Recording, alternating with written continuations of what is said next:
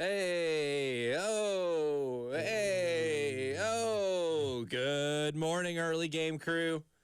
Don't know if you checked your calendar. If you didn't, let me be your calendar. Be the first to tell you it's July 1st. You know what that means, Jared Parker? What does it mean? Rent's due. Also, it means it's Nike Day. Rent is due. Rent is due. That was most a reminder for myself as much as it is just a declaration of fact. Rent is due. We're ushering in the new era. And we're ushering in a new era. It is Nike Day. It is also my unofficial start of talking season, but it's also Nike Day. Today is the day that now South Carolina is a Nike school after being an Under Armour school for many moons. And I think the big thing already is that maybe they got a color wrong. Yeah, that's the topic of discussion right now, and I have to say, I don't think the fans are incorrect in their assessment of that. That's why I'm going to lean on you and Jen. Hi, I'm Elijah Campbell. He's Jared Parker from Watch Fox. She's Jen Jensen. I'm going to go ahead and make a little bit of an admission here. I'm a little red-green colorblind. A little. Not much. There's just some shades of red I can't tell you much of a difference from. And by seeing some of the pictures yesterday of some of the apparel before it was officially released, especially if you follow Jordan K from the State on Twitter. Shout out Jordan K. Shout out Jordan. He's done a really good job covering this. He posted some of the pictures, and I was like, I can't tell much of a difference between those reds. I mean, look, when you're playing Saturday at 3 p.m. and the sun is beaming down, you're probably not going to notice much of a difference because it's not a major shift. But from being here and coming to know what garnet is, yes, I can't call that garnet. It's just not. Apparently, there is. It looks more like the Team Crimson than it does what South Carolina garnet is. Now, Team Crimson, I guess, is the name of the red that Nike is, I guess, using for a lot of their schools, which I would assume is probably more closer to Alabama than it is South Carolina. But did we know this ahead of time? Some people were ahead of this. Some people were, because there were rumors going around that it was. And I think it was yesterday morning, Jen told me, before our show even started, that the rumors are circulating that maybe the shade of red is a little off on a lot of the merch. Yeah, I know a couple of people got an early view. I know our friend Noah Chast, he got an early view of the jersey, had to blur it out over at ABC Columbia, but had to blur it out. Yeah. So some people did get the early scoop on this. So that's probably how those things spread, and there was a lot of validity to it. Because I saw some of the pictures yesterday, and I was like, I'm sure that's different. Yeah, with my eyes, my God-given eyes here, cannot tell much of a difference. But I know that is more of a me thing than anything else. So I will refer to other people who see that a lot better than I do. Well, and I think, too, we're pretty invested in the garnet. Because remember when there was the welcome home sign outside of the stadium, that didn't have the right background color, and it had to change. There was the thing outside of Williams-Brice. So I don't know. I'm real curious to see more of it. I saw a couple pictures overnight, but I'm very curious, and I'd love to get the response on what people think of this because, again, we love our garnet, and there's a certain PMS color or all of that is supposed to be used. So why would it be different? But I don't know. But if they said that that's the color they use, obviously the university had to agree upon it, I would have thought. So I don't know. Yeah, I would assume there's a lot of collaboration there. I would be curious to know an explanation. Me too. From Nike or the university. Yeah, this would be a good time for Donati to come out wearing the garb and saying, hey, we're good with this. This is us. This is what we want, and we're loving it. And, having to remake all of that would not be cheap, I can imagine. Oh, no. No, it's already, the rollout is already underway. It's already there. It's already there. Well, if you want to see for yourself, if you are dying to see it or get your filthy mitts on some South Carolina Nike merch. Do we have an opportunity for people to do that? I'm so glad you asked that, Jen. I'm so glad you do. Tell me more. Because the answer is yes. The answer is yes. Today, we'll be, and you can see us too. Not me, I won't be there. But from 9 to noon, Tyler Head and Jack Veltri at the Extra Point, and from 3 to 6, Jay Phillips will be over at Gamecock Traditions, 5134 Sunset Boulevard. Is he in modeling? Did I Lexington. hear that right? Is he modeling the clothing? Jay Phillips? Is he doing like a catwalk type thing? Yes. That might be why we're not doing anything in between that. So the 12 to 3 So he slot can might just model. be Jay Phillips modeling. Okay. And for what it's worth, I plan on making my way over there from about 12 to 3 as well to Gamecock Traditions to do a story. So You Oh, will see Jared fantastic. Parker you'll there. see Yes. Jared Parker there. Yeah. Jared There'll be Parker a will be in the sighting. house. Gamecock Traditions is where the party's at today. That's right. Jared, from what I've heard, this is the rumor, but I think we've learned this week that a lot of rumors do have some validity to them, so this one probably does too.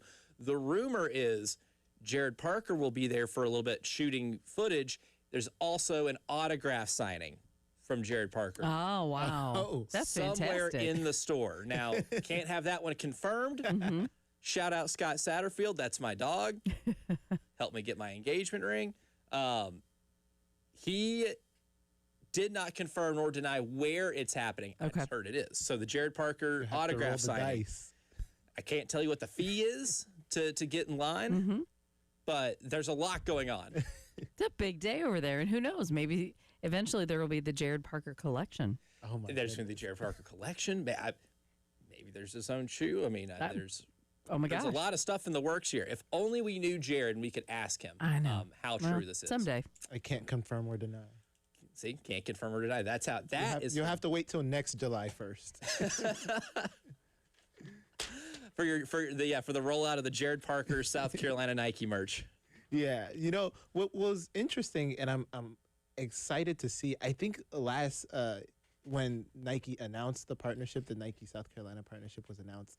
That was the first mention of the A2 for Asia Wilson, like the first official mention. Yeah. So I'm very interested in seeing. You know, we've obviously seen some of her new shoes now, not out to the public, but we've seen Gamecocks especially have been able to wear them. I'm excited to see, like, on the first day of Nike, is Gamecock women's basketball just going to post the whole team dripped out in A2s? Oh, I think they're getting like team editions of it. They have to. They have to. It's the easiest plug that you can get. Yeah. Right?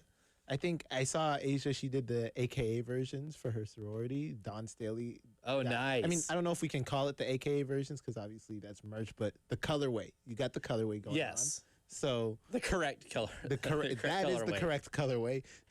That's also a good question. Are the A2s, because she's going to have garnet and black A2s. Yes. Are they going to be garnet or team crimson? Because I feel like shoes are a little different, no? Yeah, I think they are. Yeah, that's a really good question. But I'm just going to go ahead and make the assumption that Asia's just going to hook the team up. They've got to they were probably already in their like their apartments, their dorms, whatever they live in nowadays. They probably had some type of hookup for it. Yeah, they just had to wait till July 1st to bust them out. That's right. I mean, and I think that could serve as a recruiting advantage, which good because they need more recruiting advantages. I don't think Dawn has enough of them. Yeah, I mean, definitely, She's having an easy time recruiting. Yeah, I will say what she's done this offseason has impressed me. Just to keep everybody on the team and then add even more. And just add more talent. Yeah, like keeping everyone would have been impressive, especially in today's college athletics. Like, Oh, for sure. how many people can say, and I know it's different with football. You're gonna have people leave, but like in basketball, rosters, yeah. how many people could say we kept 100% of our eligible players, and then added crazy talent on top of that? Steak too juicy. My lobster's too buttery. My champagne's too rich. Oh man, see that's once we get closer to that time of the calendar, I'm going to be saying some irresponsible stuff about how good they're going to be. I think I've already said some irresponsible, I'm going to say some irresponsible stuff. but I think there's such a confidence that you could say the irresponsible things and like, I don't know, that team's just so good. And they'll come true. I hope you're banking on the first weekend in April being in Columbus. I've already told like my family and whatnot, make no plans for that week. Yeah. Not that even period with this team, that's a yearly expectation now, but especially this specific team. feel pretty good about it. They can do some special things. Yeah, I feel pretty good about it. But there's other things too in terms of Nike and South Carolina, and today being a day of significance, of it being a new era in that regard. And it's not just how South Carolina looks, right? It's not just the cool merch you can get or trying to figure out if they got the proper color red. A lot of things will shape themselves out in that regard. But I think what makes this more of a landmark day is that I do think you can maybe get some recruiting advantages of it. Now, it's not a ton, right? I don't know of many high school athletes or transfer portal athletes that are picking schools solely because of an apparel deal. But when it comes to endorsements, Right. that's where you do end up seeing an advantage, because it was already announced that, Nick Harbor, Lenora Sellers, Dylan Stewart all have individual Nike deals. Even if you go to the Nike page and you look at their athletes list, you will see a lot of college athletes on that list. And if you are a Nike endorser, more than likely you are going to be playing at a school in which you are wearing that product. Now, this is not new in college basketball. They've been doing this forever, before it was even legal. They've been doing this, right? That's why DeAndre Ayton made 6 figures to go to Arizona. It was because he was in the EYBL Nike circuit. And folks like Christian Dawkins, who then ended up getting in a lot of legal trouble, were helping him get to a Nike school for a specific price. That's another rabbit hole you could go down another day. Go to HBO doc on that.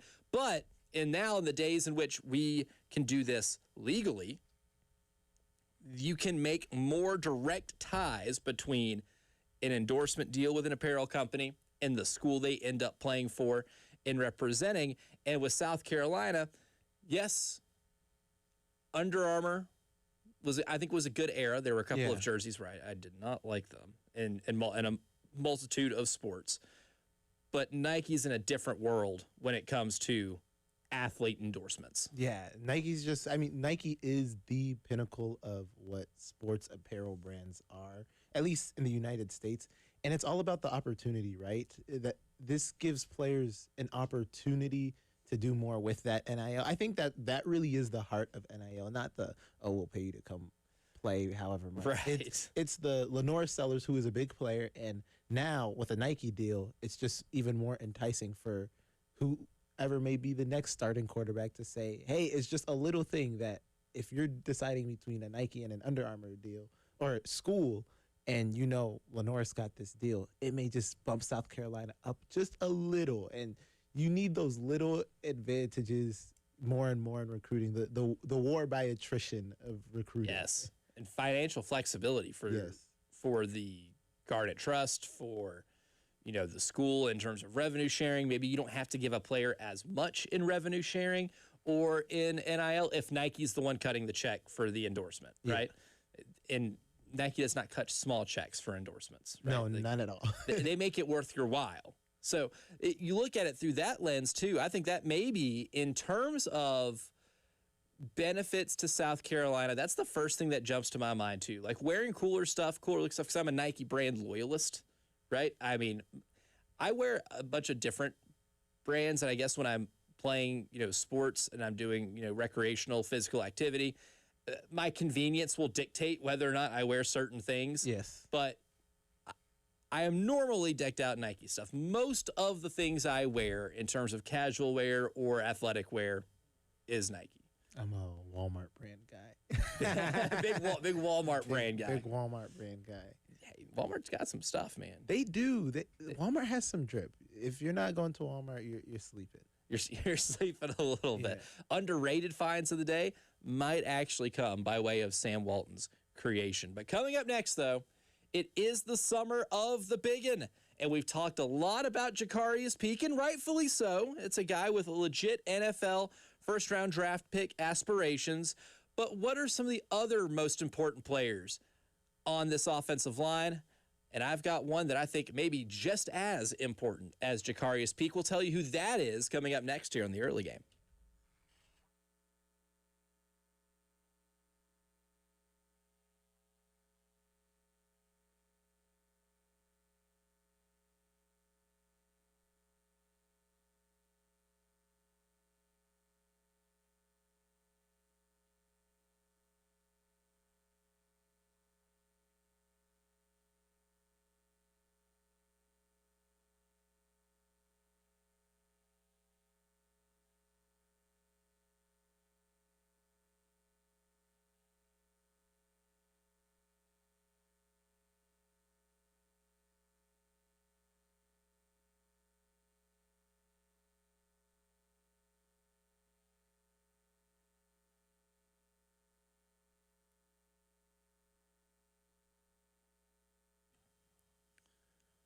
What better way to enjoy the dramatic elements of the knockout round of this big international soccer tournament than being able to cash in on it? Well, I've got an opportunity for you.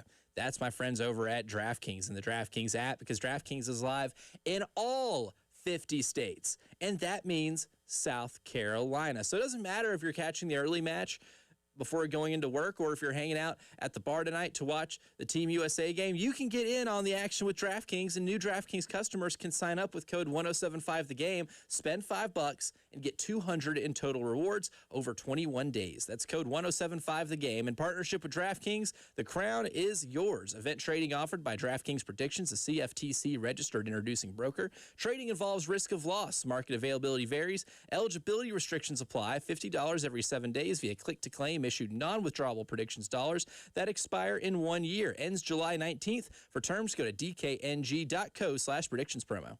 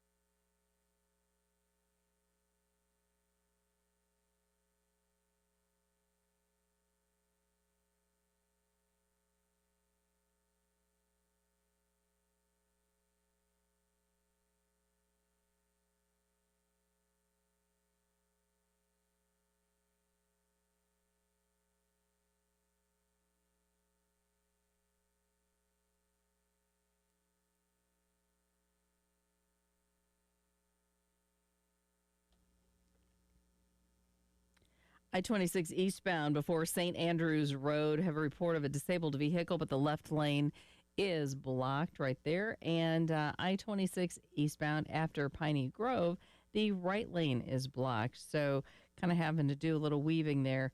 Good to stay kind of in the middle if you can on I-26 eastbound right now. And as far as the forecast goes, the heat and humidity continues. 96 today, could be a heat index of 100. 98 on Thursday, looking for triple digits. Friday and Saturday, heat indexes could be anywhere between like 103 and 105. So just plain toasty through the rest of the week and weekend. Right now, it's 74.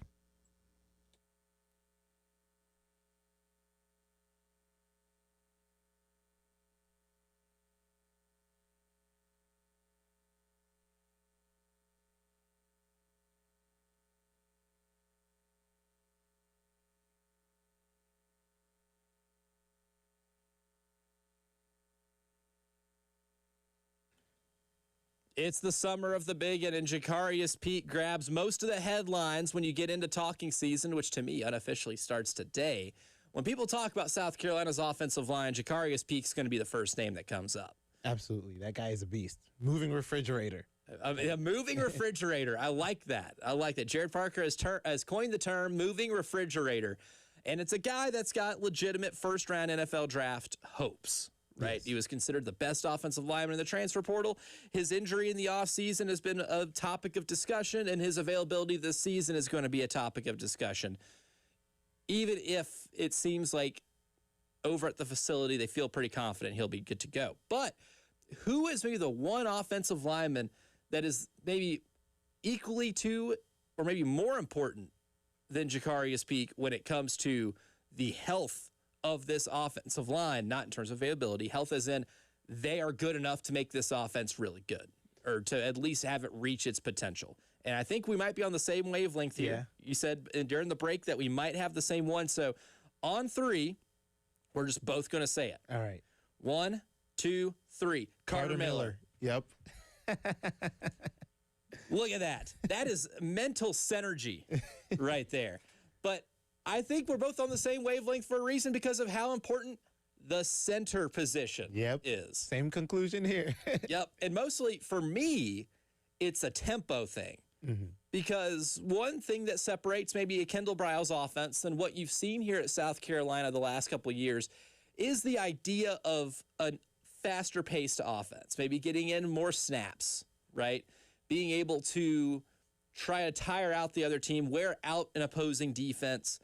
And a lot of that does start with the center, right? That's one thing that even when they had the transfer player media availability back in the winter, when talking to Carter Miller about it, he even said, this is something that is important because I set the tempo. We can't snap the ball if I don't go over there and get over the ball, right?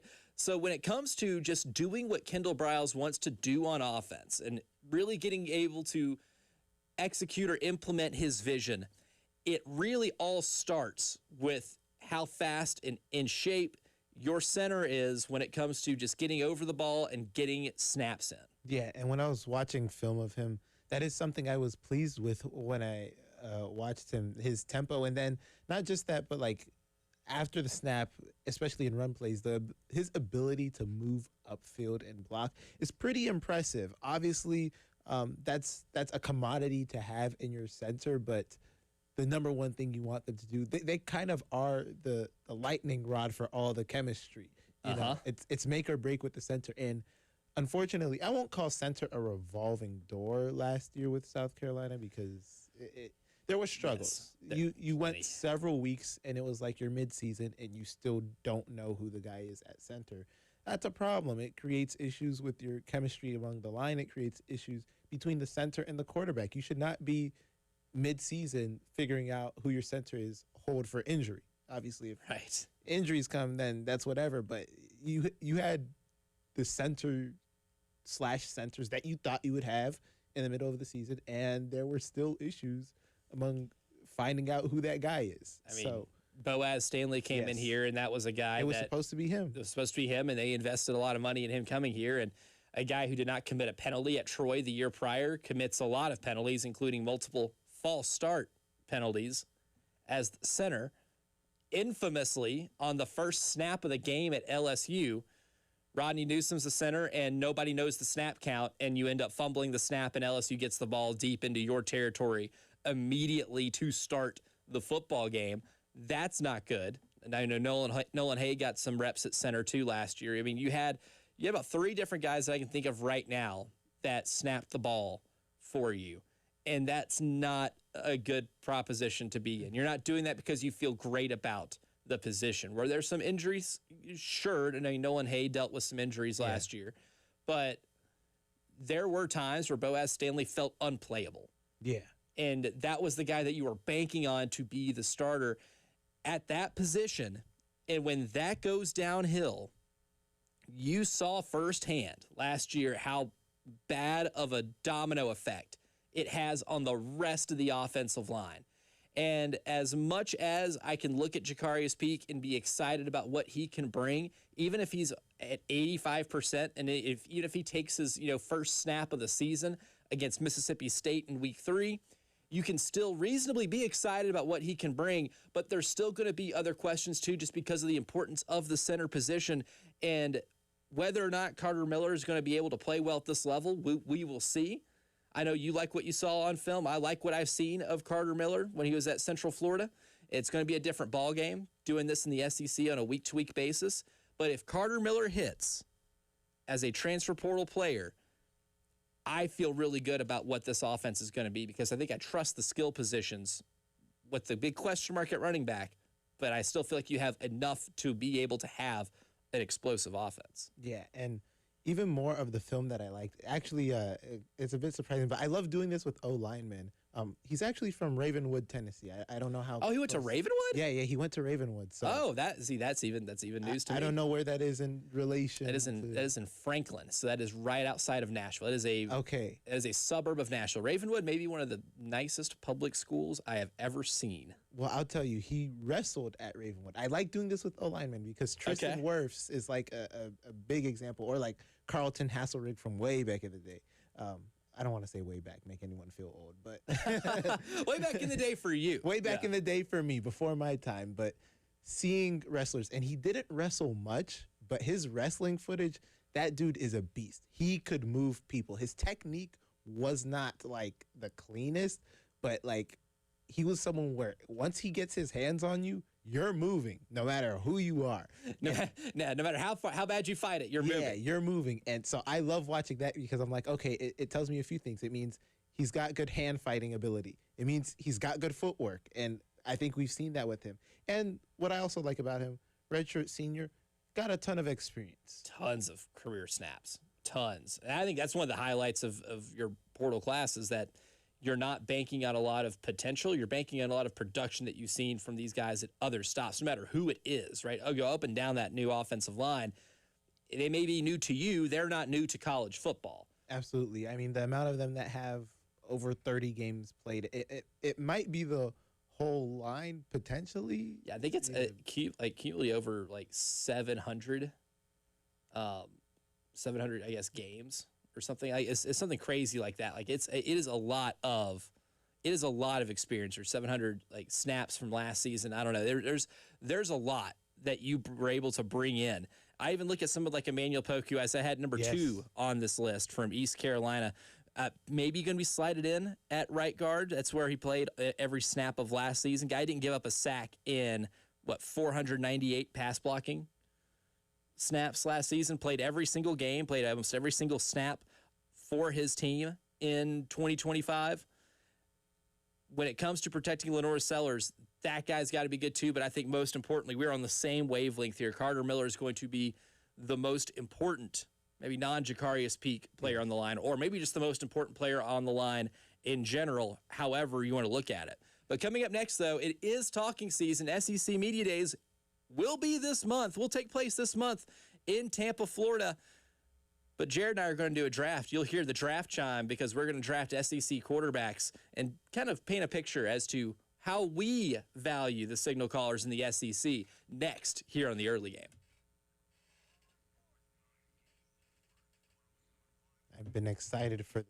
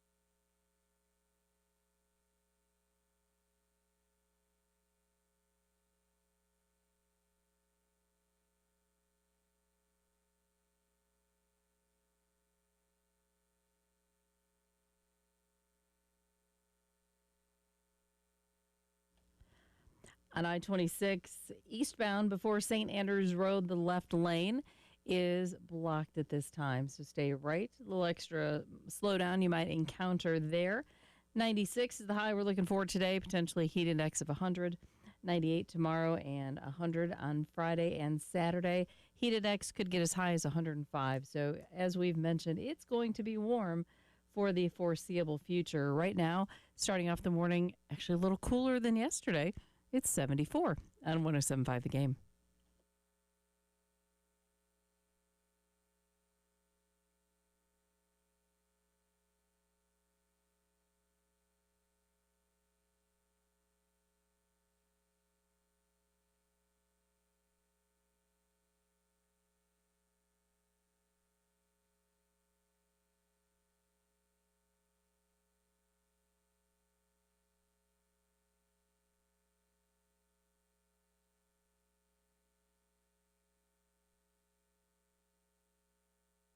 It's kind of draft season, right? We had the NBA draft last month. The NHL draft was also this past week.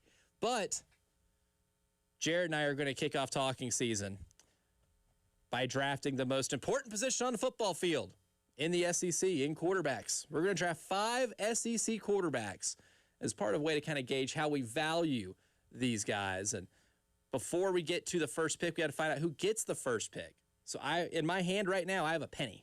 Jared Parker. You're going to call it in the air. And if it's heads, you get the first pick. Or not, if whatever you call, if you win the coin toss, you will get the first pick.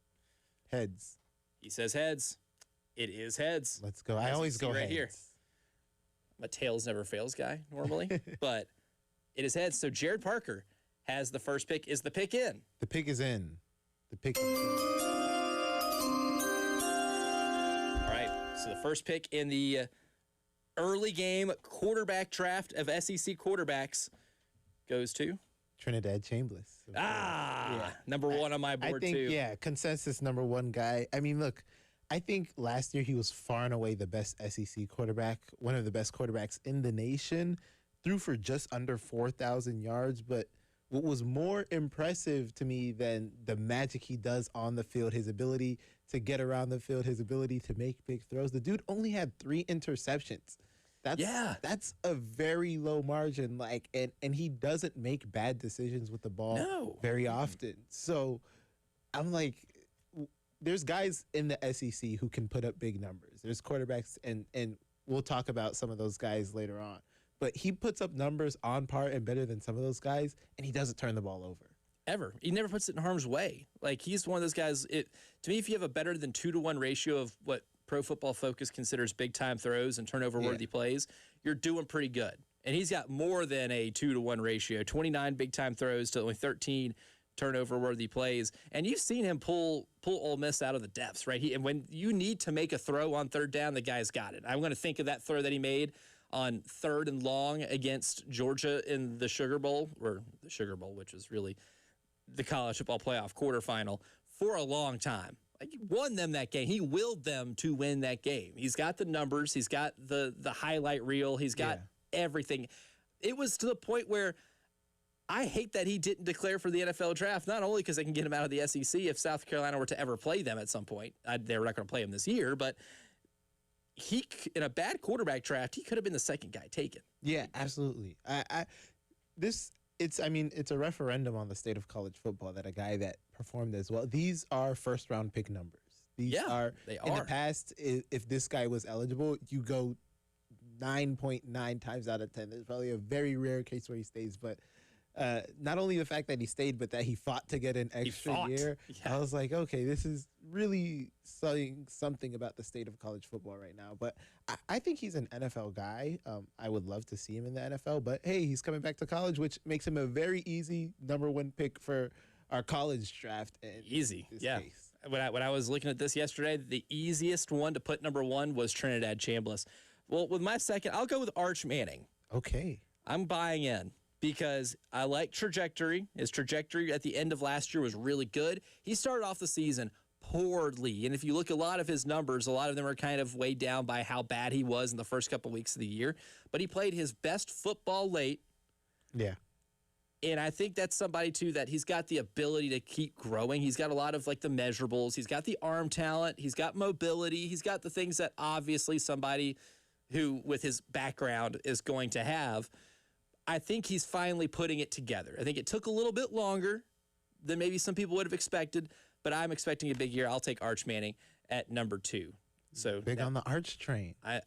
I'm on the Arch. I'm maybe not the conductor of the Arch train, but I'm on it. You've got him a little higher than I did.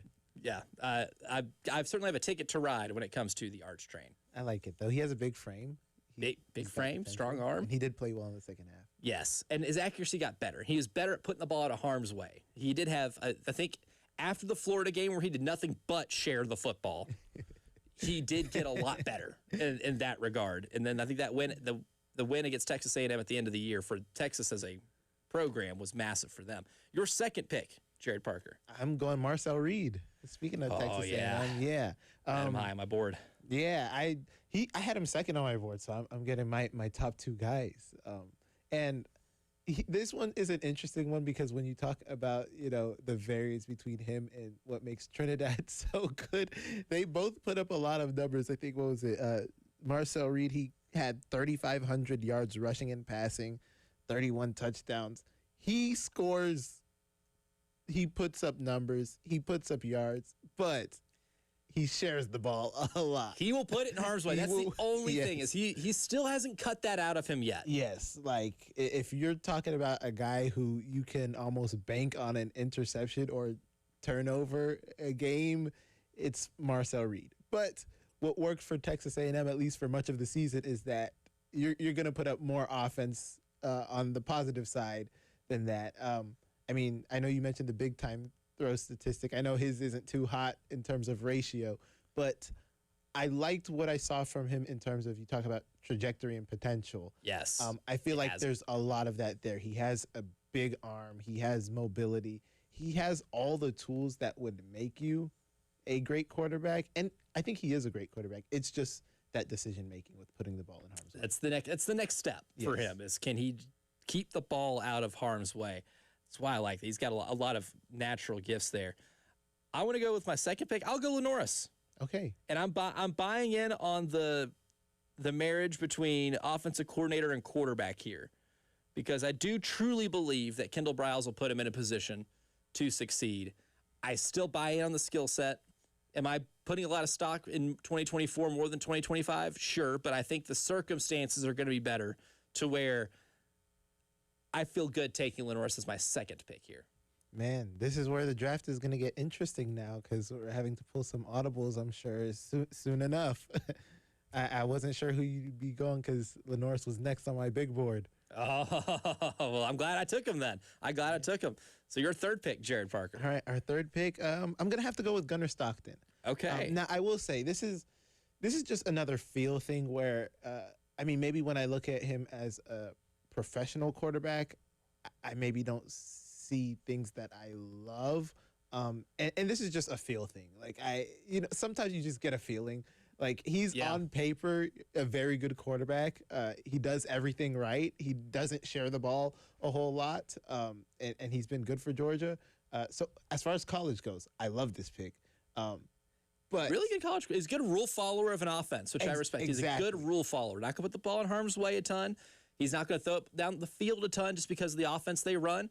But he does what's asked of him really well. Yes, I just see like a J.J. McCarthy when I see him. and J.J. McCarthy was one I was never hot on. I was so confused when he got drafted that high.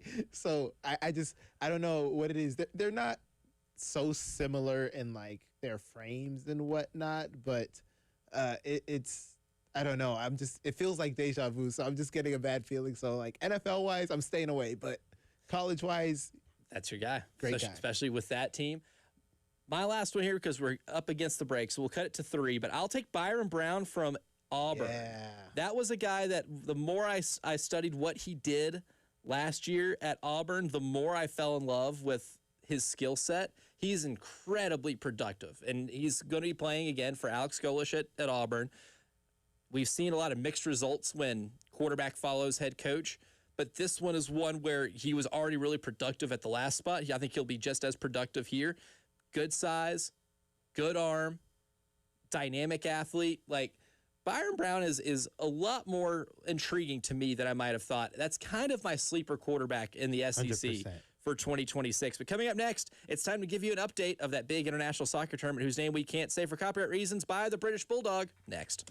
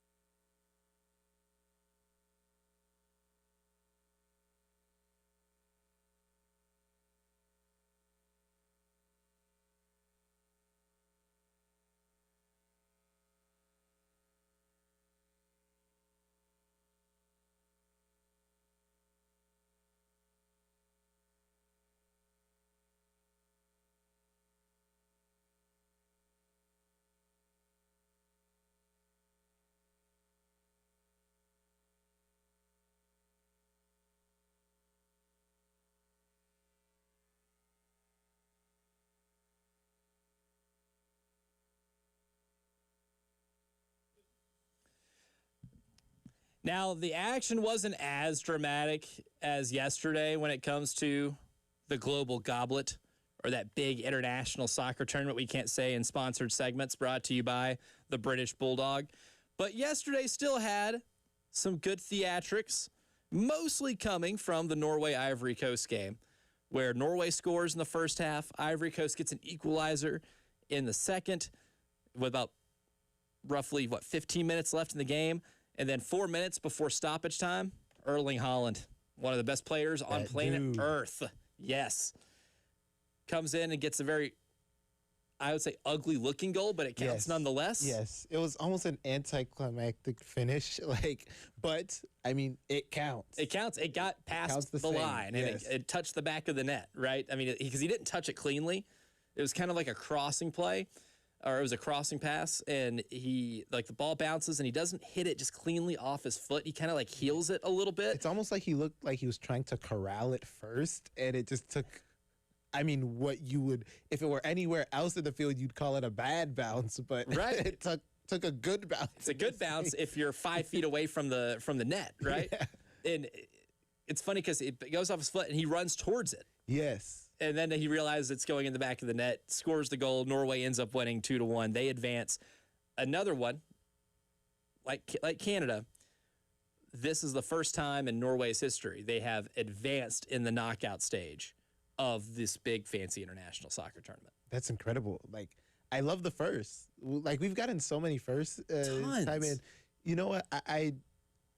Again, I've said before, I wasn't a fan of expansion of this tournament, but I love seeing the first, and especially because, you think of a Paraguay, them advancing is, sure, it's round of 32, but the fact that they did it against Germany is huge, regardless of how many teams are in the tournament. And they wouldn't have had that opportunity at all in the last format because they finished third in their group. Right. Because of this new format, there were 8 third-place teams in groups that were able to advance to the knockout stage. And because of that, Paraguay got their chance against Germany on Monday and was able to pull off the upset of the tournament and get to advance. So Norway wins. They advance. France beats Sweden 3-0. And you talk about stars showing out. Kylian Mbappe, 2 goals. That guy's, if you're talking about the best player on the planet right now, I know GOAT conversations between Messi and Ronaldo will always be the most popular, lunch table discussion for kids globally right now. But if we're being real with ourselves, Kylian Mbappe is the best player in the world right now. That guy, he got whatever he wanted yesterday. Yeah, and the crazy thing about this France team is even if you are a dissenter on Kylian Mbappe being the best player in the world, you look at the next guy, and it's Dembele, who's on the France team. They have 2 of those guys. He just won a Ballon d'Or. It's when you have 2 of those guys, and this France team is so deep, but when you add a team that's so deep as they are, and then you had 2 guys who on any given day can score 2 goals, can score a hat trick. They're scary. I don't know how you can stop that attack that they have. And for those who don't know, the Ballon d'Or is the global MVP. That is the MVP of all soccer across, again, the globe. I think it translates from French to gold ball. I don't know if it's French gold ball. Ballon, that sounds like ball to me. That sounds like ball to me. Yeah, I don't speak any French, but I do know that sounds like French for ball to me. And then Dior, gold. I don't know. Yeah, Dior. Makes sense to me. All I know is that you are the global MVP. Best. Yes. That's the best player in the world for that given year. And Dembele won it, and he's playing on the same team as Mbappe. Out of all, you see a lot of these really big countries and the best international teams in the world. Some of them have struggled at certain stages of this big international tournament here. Not France. No struggle from France. It makes me believe now that France should be, I guess, the heavy favorite. Yeah, by far. And what's so interesting with this French team is 2018, they were kind of the young guns when they won it. 2022 lost to Messi in Argentina, but now they're the team that not only has experience winning it, they're in the primes of their life. Yes. They've already been there twice when much of this team wasn't in their prime. They're in the primes of their life. They have that experience. They don't have a weakness on this team in terms of the construction as a whole that makes me doubt them.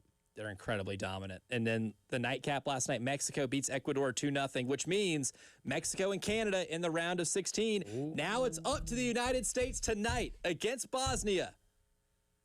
British Bulldog sponsors the segment. I highly recommend going to the British Bulldog tonight. I might be making an appearance, but highly recommend going to the British Bulldog tonight, catching that game. And if the United States wins, all three host countries in the continent of North America will make it to the round of 16.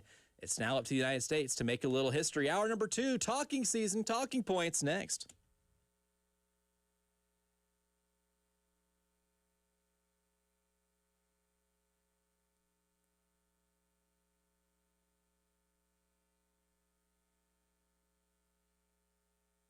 Hey, July is here and summer is here, and that means cookouts, family visits, weekend guests. It's more time spent at home, and it might involve more time hosting friends and family. So in honor of summer 2026, my friends over at Zerorez is giving you a chance to refresh the entire home with 26% off all services.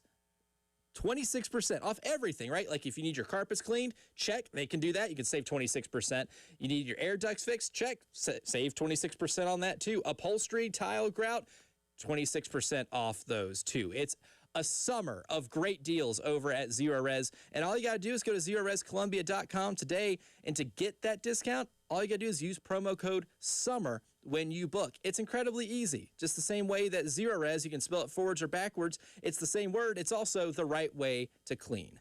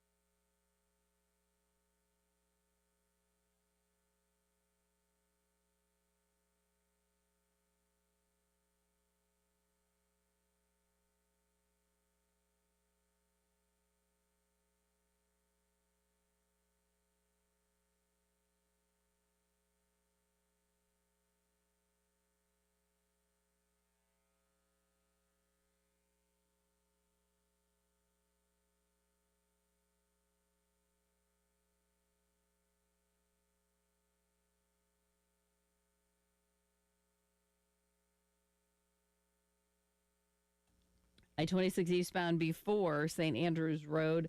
There's an accident. You are going to need to stay to your right because the left lane is currently blocked. Aside from that, traffic not moving along too bad today. We are, at least at this point, and we are going to be warm and humid again for about the next week. 96 today, 98 tomorrow, as we mentioned. Heat index around 100 or so. And Friday and Saturday, highs of about 100. Heat index could be reasonably up to about 105. So very hot weekend ahead as well. Currently, it's 74.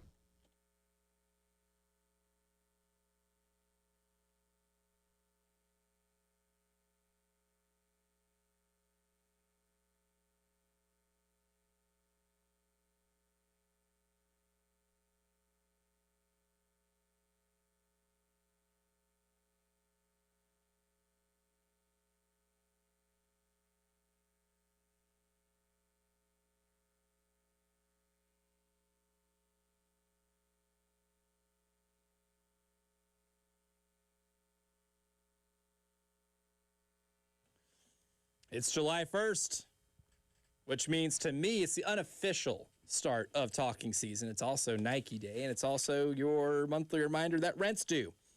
It's a lot of things. Jared Parker. He's Jared Parker, by the way, from Watch Fox 57. I'm Elijah Campbell. She's Jen Jensen. And with talking season upon us, we got to a couple of these questions yesterday that to me I think are the biggest talking season talking points from around the Southeastern Conference.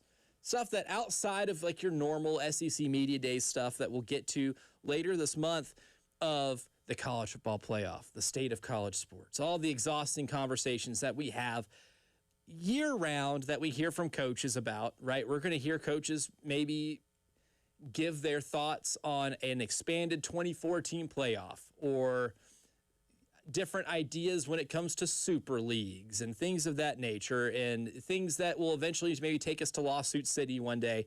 But when it comes to the football stuff, I do get all college football playoffed out by the time we get to July because I'm now focused on 2026, on this year, and we're going to have a 12-team college football playoff. We're still going to have conference championship games, and status quo of last year will still exist for this year. But Jared Parker, we got to 3 of them yesterday. But today, I want to start off with one of my other big questions. I got a list. I have a long list here. Yeah. First one that I think is one of the more interesting ones that we'll get to hear from is Clark Lea a true maintenance man? The reason I say that, anybody can build a program for a year. Okay. Can you maintain it, right? Can Clark Lea build the house and keep up with the maintenance? Because now for the first time, they've experienced success for back-to-back years and now have to clean house. And by cleaning house, I mean you just lost a lot of experience from last year. Going into last season, they had about 72%. It was somewhere in the early, like the low 70s in terms of percentage of production coming back. And you saw that be beneficial to them, right? You saw them have a good year the year before, Diego Pavia. Pavia comes back. You have guys like Eli Stowers coming back. And you had a bunch of other weapons on offense and a bunch of contributors on defense. And they have a truly special season, a once-in-a-lifetime year for Vanderbilt and Vanderbilt football fans of winning 10 games in a season. Does not happen there ever. But now is the part where Clark Lea gets to prove that he can maintain it. It's one thing to get the lightning in a bottle year. It's another thing to continuously grow upon that, even when the players and the names on the roster end up changing. Yeah. Maintenance man. I like that. I don't know that we're going to see that immediately this year. You know, a 10-win season is incredible for Vanderbilt. Yeah. Definitely an outlier season. But I like the way that he's recruited. You've got a young quarterback coming in, so you can only have so many expectations. But it's a young blue chip prospect in Jared Curtis. A number one Number one blue chip prospect. So when we talk about can he maintain it, I look at it this way. He did what he did with the level of talent that he had. Now that he's established Vanderbilt as a true player in the college football scene, a potential college football playoff candidate, maybe we don't see it this year, but he's going to land more and more of those recruits. And depending on what he can do with Jared Curtis, we may see more guys come here. I mean, I think 5-star quarterbacks, they're like one of the most interesting prospects, I think, in all of college football, only because there's so much expectation.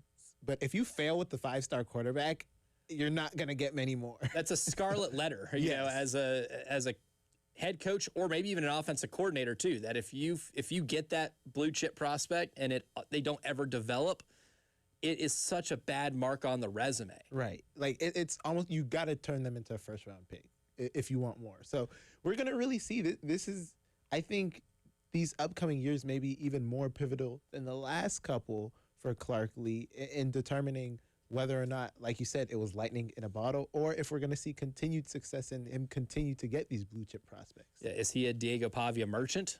Maybe. Maybe. And that's fine too. Yeah, that's fine too. It got him a 10-win season. And I think Clark Lea, no matter what happens to him the rest of his time as the head coach at Vanderbilt, is going to be remembered as like the best coach they've ever had. Because of that one season. That one season alone, they don't have 10-win football seasons, ever. Which in a way is kind of sad to think about like doing that makes you the best coach, but I mean, I guess that's just the state of Vanderbilt football. I mean, you would know better than me. You saw. If you get people to care, they're not even the most popular SEC team in their own town. If you get people to care, that Clark Lee won the season last year for Vanderbilt because he got people in that town to care outside of the people that went to school there, right? I mean, being able to grab the casual sports fans' attention in Nashville and make that place a magnet for Vanderbilt fans. Historically speaking, people go to those games to cheer for the other team they're playing. Like Florida fans overrun Nashville when they come to play Vanderbilt. Tennessee fans, like that place is just Neyland West, right? Every team that goes there has a stronger contingency of fans than Vanderbilt, historically speaking. And last year, I think you saw the community actually rally around that team a little bit. And that's hard. That's hard for them to do because historically they have not gotten that level of support there. Yeah, it's impressive. I've done a couple of road trips through Tennessee, and I was surprised to learn just the amount of people that before did not care about Vanderbilt. Like, you're going to places where there's merch. Like, here in Columbia, you can find Clemson merch. Yeah. Even though they're the biggest rival. In Tennessee, I was like, the closer I got to Nashville, I'm expecting to see like mixed merch, and it's still like just only Tennessee. And it's like until you get to actual downtown Nashville, that's finally when you find people that care about Vanderbilt. You go to like a mall right outside Nashville, it's going to have more Tennessee stuff. You're going to get to the Vanderbilt stuff once you get to like the west end of town. Like that's kind of been their place in the hierarchy there for as long as I can remember, as long as, in my lifetime and well before that too. That's kind of just how it's always been. And if Clark Lee's able to take that 5-star quarterback and make them, again, I think you're right. You don't have to win 10 games, but if you're Vanderbilt, you have to at least be in a bowl game, right? And they'll accept that. This is one of the years for South Carolina, though. I'm kind of upset Vanderbilt's not on the schedule because this is one of those, to me, get them early while they're young. Like, they're talented. Best recruiting classes they've had in a long time, highlighted by Jared Curtis. But I would have rather gotten them when they're young. I don't know what next year's schedule. Revenge game for last year. Yes, yes. Get revenge from last year where that game was not pretty and be able to get that taste out of your mouth when it comes to that program, but also just get them while they're young because there's no guarantee that if they struggle this year, they're going to struggle moving forward. Again, young football team with a lot more talent. Another question. Can Brent Venables retool the Oklahoma defense / can Ben Arbuckle get the most out of John Mateer? Because Oklahoma is a team that I went ahead and put in when we did our club tiers, right? Or the SEC, team clubs. I put them in the CFP contention penthouse because they were there last year. You get the quarterback back. You get a lot of good pieces on defense. You don't get the biggest one, though. Losing R. Mason Thomas off the edge is the biggest loss, but Kip Lewis at middle linebacker has been a starter for 3 years now for Oklahoma. The Bowen brothers in the defensive backfield at corner and safety, been there for a while. So you have key contributors there. You have, a couple of really good interior defensive linemen. So there's no shortage of talent, and I think you can trust Brent Venables to retool it. So I think that first question is pretty easy to answer. Agreed. But the one that makes or breaks Oklahoma is, can you get the John Mateer that was promised? And I know he had the injury last year, the thumb thing. Anytime you have a surgical procedure on your throwing hand during the season, you're going to have a down year. But a surgical procedure on your throwing hand doesn't make you dumber, right? It might limit you physically, but John Mateer put the ball in harm's way a lot last year. He is a little reckless back there. Yippee! As we say, is the way he throws a football, right? He's got that Super Mario type form passing the ball. He also will put it in danger a lot. But can Ben Arbuckle, as the offensive coordinator, get enough out of John Mateer? Now he's fully healthy to not turn the ball over and keep him from making the crucial mistakes that may lose them enough games to keep them out of the CFP. You see, that's a hard one to answer because Mateer threw a lot of interceptions last year. And I would not put Mateer, I was going to say I kind of had him in the same category as Lenoris, where he torched it up in 2024 at Washington State. 2025, not as good of a year, but I wouldn't put them in the same category, only because, one, Oklahoma still had success, and two, much of it I do blame John Mateer for the decision making His decision making was that bad. we saw. Like, I know obviously injury to the throwing hand, not good, but both before it was like before we knew of the injury and after, it still wasn't great. And my thing is, okay, you got surgery on your throwing hand. I don't know how long it's going to take him to recover, but if you're playing through that, it's going to be hard to make an excuse for that if you're coming back and playing. Like, it's, what do you got? Are you going to win us games, or are you going to throw more interceptions? Right. And I think the ultimate John Mateer experience that you saw last year came in that college football playoff game against Alabama. Solid first half. They moved the ball really well. They built a lead, right? The defense is doing their thing. They built a lead, and the offense is able to move the ball really well. Second half, they could not move it at all. Yeah. Offense goes stale. Alabama finally wakes up on offense, is able to hit on some big passing plays. One of the better Ty Simpson games, or better halves, I would say, of Ty Simpson you got from Alabama. Alabama ends up winning that game. Oklahoma loses at home in the college football playoff. The big difference for me, though, what makes or breaks Oklahoma is just which John Mateer are you going to get, because if you get what you got most of the season and that decision-making is still poor, I could see him going 8-4. Yeah. Despite maybe only giving up 17 points a game at most, right? At least losing a lot of one-score games. Another big question. This one, I think maybe one of the biggest ones, because you look at Georgia as maybe the most consistent team in the SEC the last couple of years. Now, clearly, back-to-back SEC champions. They're doing pretty well. But can Kirby Smart kill the fatal flaw that gets Georgia bounced in the college football playoff? Last year, the secondary was hit or miss, right? Secondary was better at the end of the year, but it was kind of bad at the beginning of the year, and it cost them an Alabama game at home. But they were able to rectify it, win the SEC, but then go into the college football playoff, and Trinidad Chambliss torches that secondary. That secondary reverted back to what form they were in September and early October. That was the fatal flaw that killed them. Offensively, the year prior to that, yes, Carson Beck got hurt in the SEC title game. Gunnar Stockton had to start in that college football playoff game against Notre Dame, but he was bad. Oh, he wasn't bad. He was all right, but the offense still had the same issues. The offense was still stale in 2024. There's been one fatal flaw that Georgia's had that didn't cost them an SEC title, but it cost them in the college football playoff. Can Kirby Smart identify that and kill it before it kills them in the CFP? I think that's the biggest question maybe of all this, of the SEC, because I think Georgia is my favorite in the SEC just because of the amount of talent, the amount of trust I have in Kirby Smart for the regular season. I would not be surprised if Georgia goes undefeated in the regular season. That's I don't expect it, but I wouldn't be surprised. Wouldn't be a stunner, yeah. Yeah. It's Georgia. But it's that CFP. It seems like once the pressure builds, there's one aspect of that team that never holds steady, at least in recent years. So maybe the biggest if question in the SEC. I think this is the biggest if-then type scenario for Greg Sankey in the SEC, because what's the narrative been the last couple of years? That in terms of teams at the top, the Big Ten's passed you, because the Big Ten's got 3 straight national titles with 3 different teams. I should have worn my Big Ten shirt. You should have. You should have. I mean, because they had three titles with 3 different teams, and your champion has been one and done in the college football playoff the last 2 years. Now, won by a team from your conference last year with Ole Miss.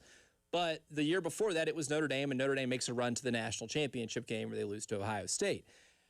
This one for the SEC as a whole, like, you need your champion to be incredibly well-rounded. Indiana was incredibly well-rounded, almost no weaknesses. Georgia was still really good last year. You don't win the SEC if you're not any good.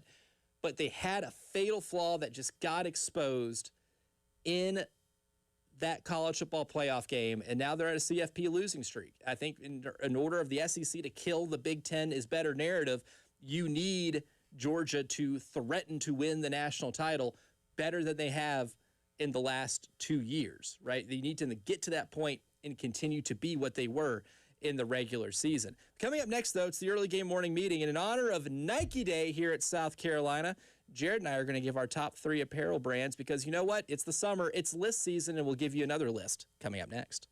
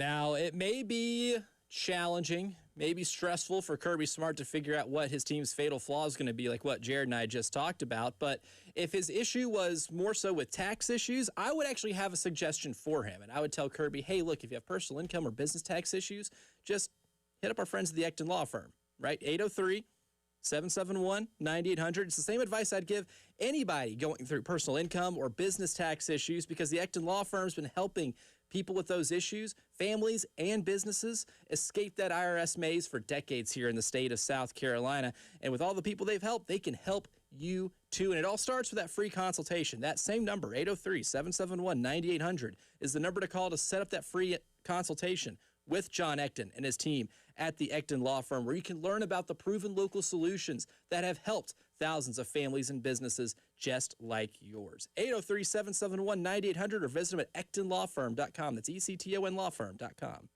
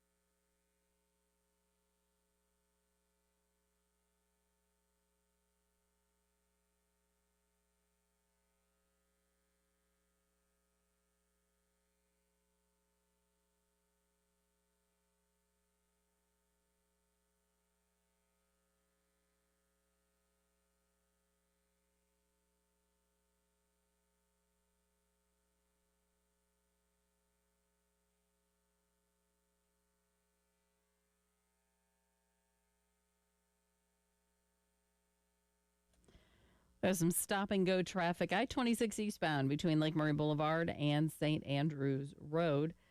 And aside from that, no other significant slowdowns that we're aware of. 96, the high today, 98 tomorrow. Heat index could be reaching 100 for the next couple days. On Friday and Saturday, looking for 100 to be the high before a heat index gets put into place. 98 on Sunday, and really we stay in the 90s pretty much for the foreseeable future. Welcome to summer in South Carolina. Right now, though, starting off the morning at 74.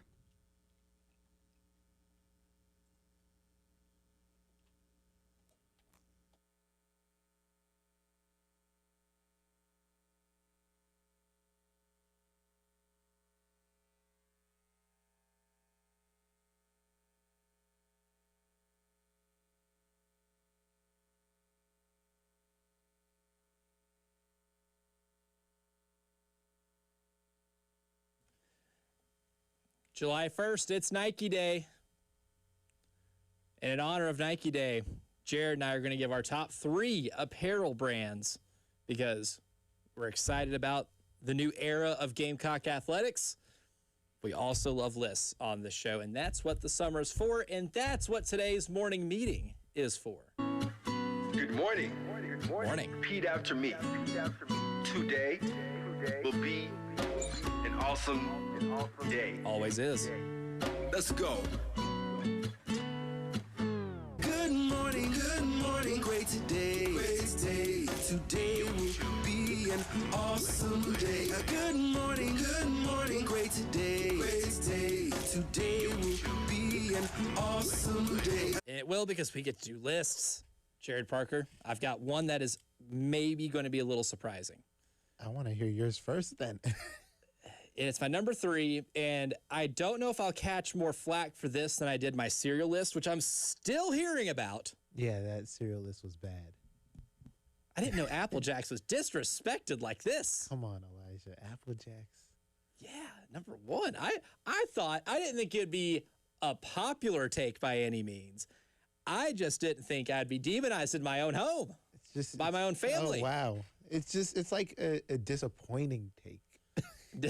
Oh, that's worse. That's worse than being mad. If you've ever been in trouble with a parent when they tell you they're not mad, they're disappointing, that's worse. That is so much worse. Oh, man. Well, I'm sticking to my guns there, and I'm sticking to my guns here. Number 3 for Elijah Campbell's favorite apparel brands here, Lululemon. Okay, I was going through. Wow. Okay, interesting. Why Lululemon? Comfort. I have multiple Lululemon sweatpants, and they're the Really? most comfortable things on planet Earth. I am as much loungewear as I am athletic wear, and the most comfortable sweatpants on planet Earth. That Lululemon. is. I was like trying to go through all the different brands and whatnot. I'm like, oh, what's he gonna do? Lululemon is a shocker. Wow. Okay, That but I don't hate one that is- one.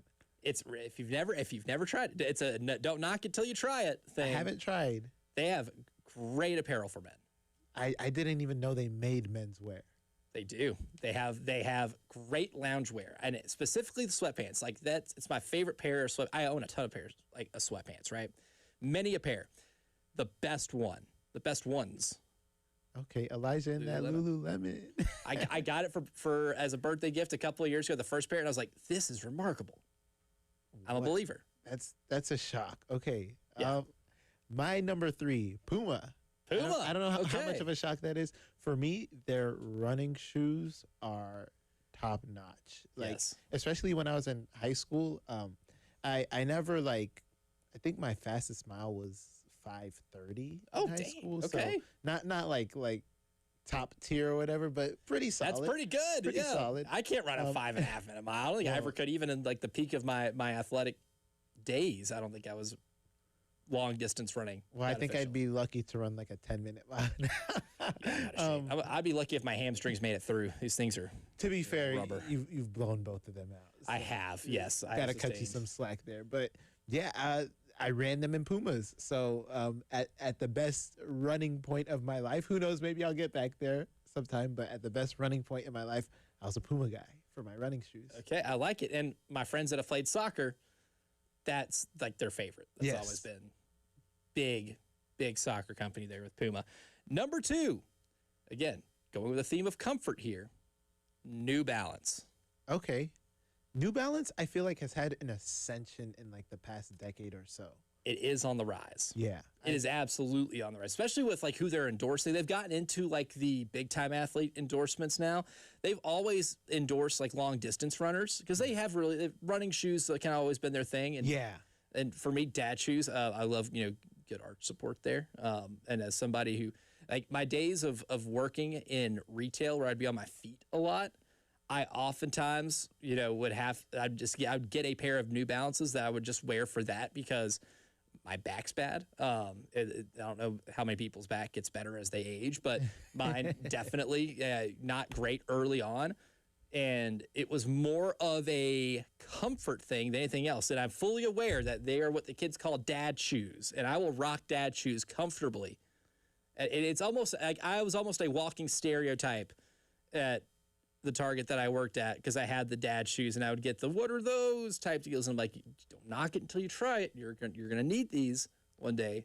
For a long shift, it helps. It helps. You know what's interesting with New Balance, though? I feel like I don't remember this so much as a kid, but when you go, like some of the high school football games I go to in the stands, you see kids wearing New Balance for fashion. So They've become fashionable. Their reputation has definitely improved in terms of fashion. And now they have Shohei Ohtani, Cooper Flag, Cameron Brink, Kawhi Leonard. Like now they've gotten into the big athlete endorsement game. Yeah, I'll go number 2 for me, Adidas. Adidas, Yes, okay. when I was playing soccer, that was my shoe. Adidas, comfortable. Their old leather shoes, classic as ever. And also, from my brother, he was a goalkeeper. They make some pretty good gloves. Really? Okay. Yes. Adidas does a lot outside of the typical sports, even boxing gloves. Adidas, their Addy Speed and Addy Power, they make some good boxing gloves. Interesting. Yes. So I know you're into some of the combat sports. Where was it you went this summer? Oh, I went to Thailand. Yeah. Okay, I saw that. I was like, that's sick. Yeah. Like, Yes, you're got in to train a Thailand. little Muay Thai. That is awesome. So, lesson of the segment: don't mess with Jared Parker. Maybe. maybe. I did not know Adidas was in the boxing glove making. Yeah. Yeah, I don't know that I did either. But I also didn't know that he might be somebody that, is very deceptive. Like he just has kind of a quiet demeanor, kind of calm and all that kind of stuff. But he could like unleash his inner, I'll whoop you up. Don't let that sweet smile fool you. Correct. Don't let Yeah. it fool you. Jared Parker will throw hands. It will be kung fu fighting in no time. It's fun. It's a fun sport. Fun sport. I like that. I like that. sport. You tell anybody you trained in Thailand, that's an extra notch on the belt. Oh man, no kidding. Yeah. Yeah, that kind of gave me pause. Like, oh, okay. Like, I was gonna Can I go get you some coffee, sir? Oh my goodness. list of people not to mess with. The Wu-Tang Clan, and right below that, I'm going to write Jared Parker. All Another right, list. got it. And also, fun fact about Adidas: the first stick of deodorant that I ever used in my life, Adidas. It was an Adidas-made deodorant. There's another thing. It smelled great. And honestly, the fact smelled that you great. remember that, I couldn't tell you. It was very necessary. Okay. Yeah. And maybe it was just cool because it was an athletic brand, so you probably felt like, oh man, I've made it now. My mom got it for me, so I don't know the rationale, but it did actually smell good. Number 1 for me though is Nike. Yep. I am a Nike Same brand here, same loyalist. here. Yep, same easy number 1. I'm wearing Nike slides as we speak right now. When my main pair of shoes I wear on a daily basis are Nike shoes. I wore a Nike shirt yesterday on air if you're watching on the YouTube stream. When South Carolina made the move to Nike, I was personally very excited because I was looking forward to getting to wear more of the merch. Yeah, and I think having Jordan under that label, because I consider them the same thing when It's I look same at that. thing. It just adds so much more. They made wearing sneakers as streetwear cool. Yes, absolutely. And then in terms of like the endorsement game, Nike's always been at the top of that. But coming up next, though, you can maybe give Nike the Denny Green Award, but we're going to give our Denny Green Awards coming up next to tell you exactly who we thought they were.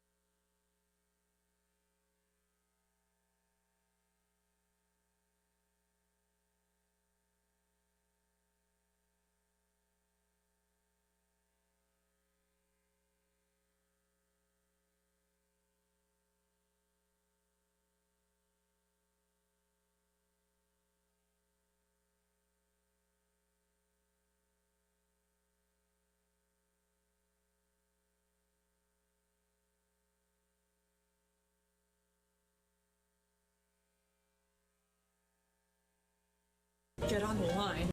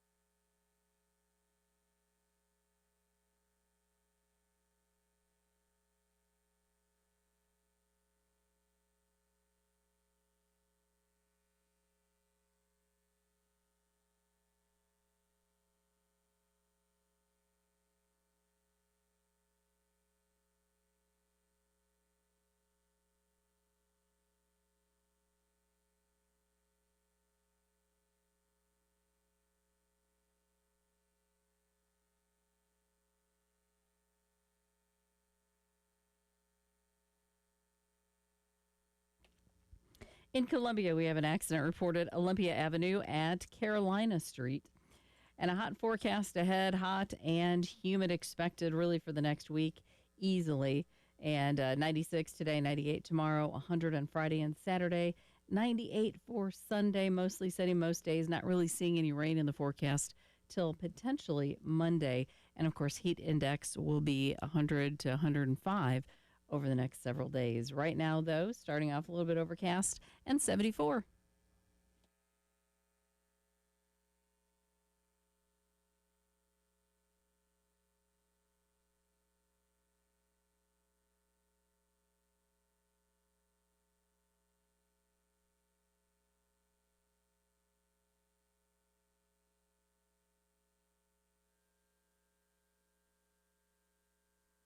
The Bears are what we thought they were. They're what we thought they were. We played them in preseason. Who the hell takes a third game in the preseason like it's bull? We played them in the third game. Everybody played 3 quarters. The Bears are who we thought they were. And that's why we took the damn field. Now, if you want to crown them, then crown their ass.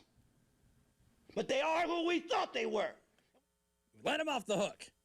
Classic Denny Green. And those words in the fall of 2006, funny at the time, became a clip that lived forever, but also applicable to everyday life now. Even in 2026, we're telling you who exactly is who we thought they were. In Jared Parker, I think the most obvious one to me this week is LeBron James. LeBron James. Because yesterday he informed the Los Angeles Lakers that he will be signing somewhere else. And every summer in sports, free agencies across different sports become big deals, right? In the spring, more so it's football. But the one athlete, I think, in American pro sports whose free agency is an event has always been LeBron James. It was dramatic when he made the decision, right? When he did that on television to announce that he's going to play for the Miami Heat. When we had a summer of waiting around to see what he does. Does he go home to Cleveland? Is he staying in Miami? And then you get the Sports Illustrated article where he writes about going home to Cleveland. Well, then, he's in Cleveland for a couple of years, wins a title there, and ends up losing a couple more NBA finals. But then there's another pending free agency. Where's LeBron going to go? And then decides to go play in LA. Well, he's been in LA for a while now. I think that was the summer of 2019. Yeah. So it's been a while, but now in the summer of 2026, it's another LeBron James free agency going into his 24th season, the most dramatic free agency of any player on the planet. Has always been where LeBron James is going to end up playing. So it feels like the summer of 2019 all over again. It feels like the summer of 2014 all over again. It feels like the summer of 2010 all over again. LeBron James and LeBron James's free agencies, exactly who we thought they were.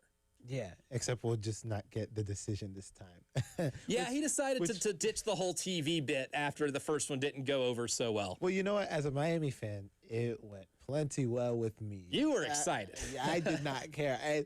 In hindsight, I realized how that might not go over well with others. But I think the interesting thing is, like, do you bring Bronny? Because he has a year left on his contract, and then it's a team option after that. But I think he's making $2.2 million next year. Yeah. So I said yesterday, I was like, oh, that's cheap. It's $2.2 million is not cheap, but in NBA terms, In NBA terms, it is. that's pennies. $2.2 million would change my life. Yes, I would love a cheap throw of $2.2 million. Hey, Los Angeles, can you tell me that, please? But I was saying, I think that's one of the bigger questions I have. Like, do you trade for Bronny? Is that a requirement that LeBron is going to have, and who is willing to fulfill that request? See, that's the big question there too. I think the Lakers are reportedly going to pick up the option, or he's going to decide to stay there. So I don't know. We've already seen him play with his son on an NBA team. I'm excited to see what happens if he gets to play against his son. Oh, What if he dunks on him? Oh, that would be juicy. It'll just show that Bronny is not up to his dad's. No, absolutely not. Now that's a scenario I kind of want to see play out because that would be really fun. Yes. That'd be more interesting than them playing together, I think. Is playing against each other. Yeah. Either way, like either LeBron dunks on his son or his son dunks on him. It would be even funnier if Bronny dunked on him. It would be hilarious. I almost would hope for that to happen. There's always the term, dad strength. Yeah. Like my dad would tell me all the time, it's like, I don't care how big you get, how strong you get, you can still never take me. Mm-hmm. And I used to always laugh at that. But you know what? That man with a knee replacement and as old as he is right now would find a way. He would find a way to take me down just because he's got dad strength. But Bronny James can erase all of that if he dunked on his dad in an NBA game. Boy, I tell you what, that makes sitting around the Thanksgiving table a little more uncomfortable. I wonder what highlight's going to be shown. Right. At the Thanksgiving Day table, whatever. With all the decor, maybe there's a fancy place setting, and then sometimes they'll put, like a menu on the plate, to let you know what the menu is going to be. Well, this would be like maybe the menu with a screenshot of him dunking his dad or something. Yeah. They have it framed. They just put it at the table there. You see, now I want Bronny to stay with the Lakers.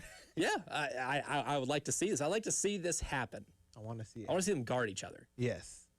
I don't know who I thought they were. I hate to do this because this is going to disappoint some people, but this is more of I don't want to call it negative because it's such a unique situation.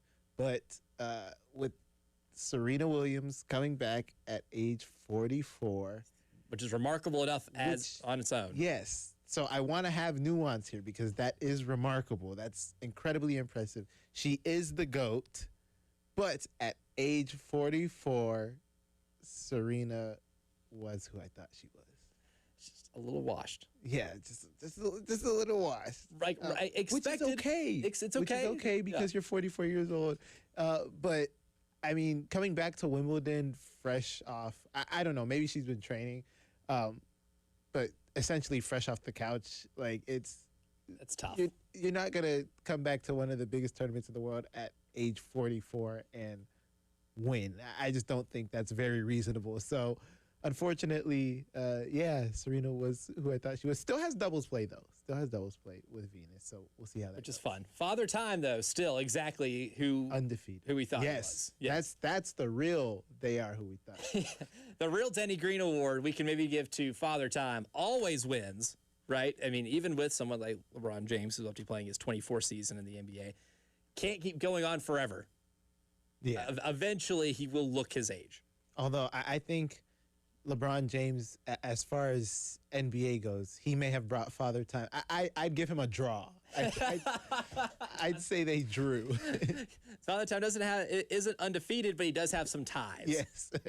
No losses, but I'll give him a tie. You can put maybe Tom Brady in that category Brady, too, I guess, yeah. because Tom Brady still was good as last year. You know, he didn't necessarily. It was, I think, just time for him to maybe move over into other ventures. Yeah. My last one here, my last Denny Green Award, the French national team Oh, yes. in the World Cup, not sponsored, showed out yesterday. This is a tournament in which we've seen teams have to really squeak out, like big, historical international programs squeak out wins in the round of 32. Brazil needed a goal in stoppage time to beat Japan. Germany got beat by Paraguay in penalty kicks.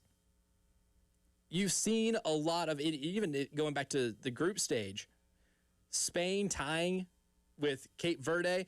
You've seen a lot of this in this tournament where wins aren't given. It's been really difficult. And I think you've seen a lot of parity in this World Cup. But France against Sweden yesterday dominated more than I've seen any team get dominated or do the dominating in this tournament. They won 3-0. Kylian Mbappe, best player in the world, scores 2 easy goals. France dominated possession. It felt like they were having scoring chances. They won 3-0. They could have won 8-0. It was one of those. They easily could have tacked on like 3 or 4 more goals at any point in that game. Yeah, and I'm glad you did the French national team because my second award was going to go to Kylian Mbappe. Kylian Mbappe, So yeah, exactly who we thought they were. He is exactly scored a brace. I mean, that was he did Kylian Mbappe things yesterday. He did. The stars in this World Cup, exactly who we thought they were. But it comes time from giving awards to giving out punishments, because coming up next, we're going to put some folks on the line.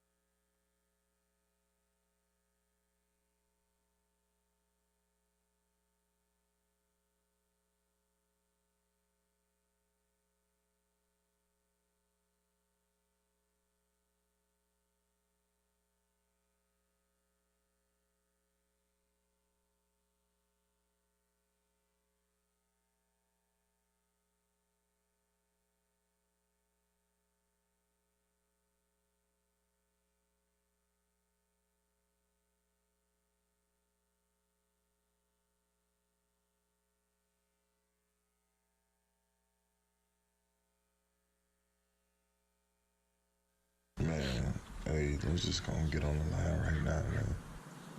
My patience is running thin. You're all running out of time. You was late to my practice, sir?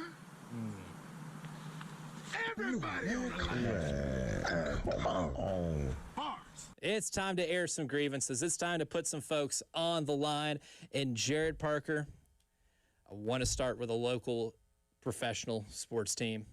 Ooh. Because I get selling high, and honestly, it maybe sets you up better long term. But when you're a franchise like the Charlotte Hornets, and you have done nothing but torture your fan base, what little of them remain, after a year that you had in which you showed a little bit of excitement, you had your best year in 10 years when last time you actually made the playoffs, you trade maybe the fan favorite. Yeah. Again, when LaMelo Ball got traded, I initially hated it for both teams. I think long term it will benefit the Hornets more. But for right now, I don't like the idea of telling your fans to be more patient. Asking for patience is one thing. Asking for 2+ decades of patience is another. The most patient fan group in the NBA. And what little is left, right? What the Hornets were when they came back, so when they left Charlotte initially, and they became the New Orleans Hornets, and then the Charlotte area got the Bobcats, and then the Bobcats became a new rendition of the Hornets. Ever since then, they've always been bad. Since NBA returned to Charlotte, it has always been bad. You have had, let's see, very small pockets of success, not won a playoff series, been to very few of them, have a team this year that was fun, that was really good. And yes, there are a lot of flaws in LaMelo Ball's game, but he is the fan favorite. And for a lot of Hornets fans, the reaction wasn't great. And I understand it because you finally built it to be a winner right now. To some degree, maybe the ceiling isn't championship high, but it gives you a product that's fun to watch. At the end of the day, this is still a business. So I'm speaking for Charlotte Hornet fans that finally got excited about something and said, we're going to need you to be, and the franchise tells them, you need to be a little bit more patient. I know you've been patient for decades. I need you to be a little more patient. Charlotte Hornets, get on the line. All right, Elijah. I got one. I'm calling out a media contemporary, and I know your throat may drop into your stomach when you hear something like that. Okay. But it's nobody local. Nobody local. The other day after the NBA draft, I saw this tweet from Jeff Goodman, and he essentially called out the agents of players who had eligibility left. And those players did not get drafted. That is a good thing from Jeff Goodman. I am not calling out Jeff Goodman because I am happy that he did that, because it shows great contrast into a practice that I hate now.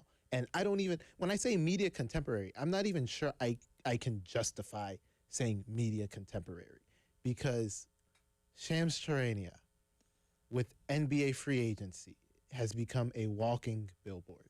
Yes. It is very disappointing to see. It's obvious. Let me read you his most recent tweet 22 minutes ago after announcing Marcus Smart signing with the Rockets. He says, Smart made the decision this morning with his agents Jason Glushon and Josh Katrozer informing Rockets officials. Why? Why are you telling us this? Also, are you lying to us? We know this was not made. This decision was not made this morning. Yeah.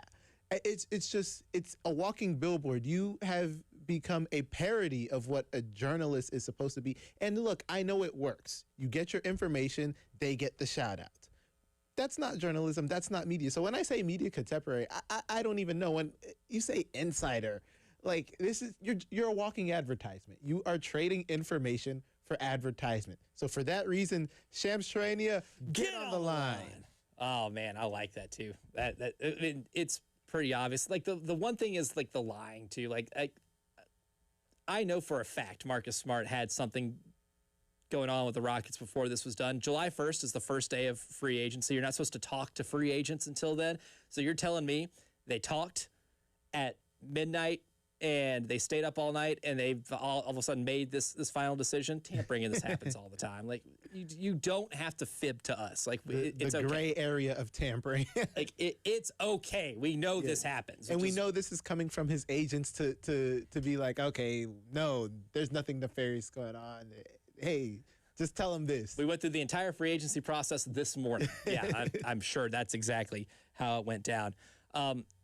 Last one, a real quick one. If you're playing rec league softball and you're going to talk a ridiculous amount of trash, you got to be you have to back it up. You absolutely have. We played somebody on Monday that kept saying, "I'm not walking any more batters," and then kept walking batters. And just because of it, it was fun. It was all in good fun, but I got to give him a shout out here to Get on the line. Hour number 3 is coming up next.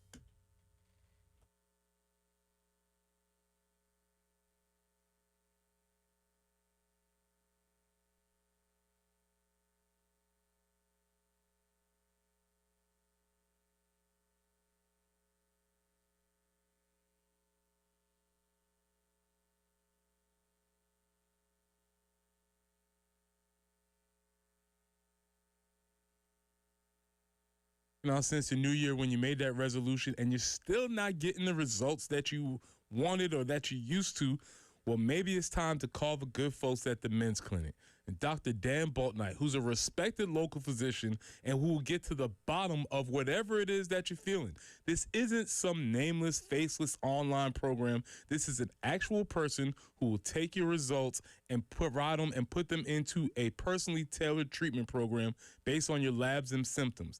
That treatment program is absolutely free. Come in, get your initial consultation with Dr. Dan Boltnight and the Men's Clinic absolutely free. You have nothing to lose and everything to gain. So call them at 803-875-MENS. That's 803-875-MENS. Or you can visit them online at mensclinicsc.com.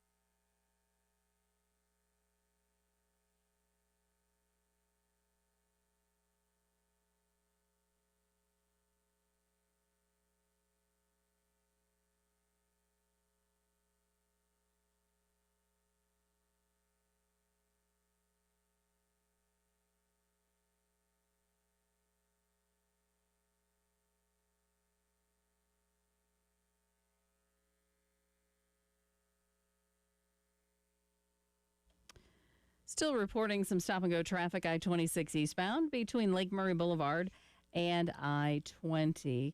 Also, an accident reported I-77 southbound at exit 2, Olympia Avenue at Carolina Street, and in Lexington, Old Cherokee Road at Pilgrim Church Road. Warm and humid, that's what we're looking at. Not really even seeing any rain until next week. 96 today, 98 tomorrow, 100 on Friday and Saturday.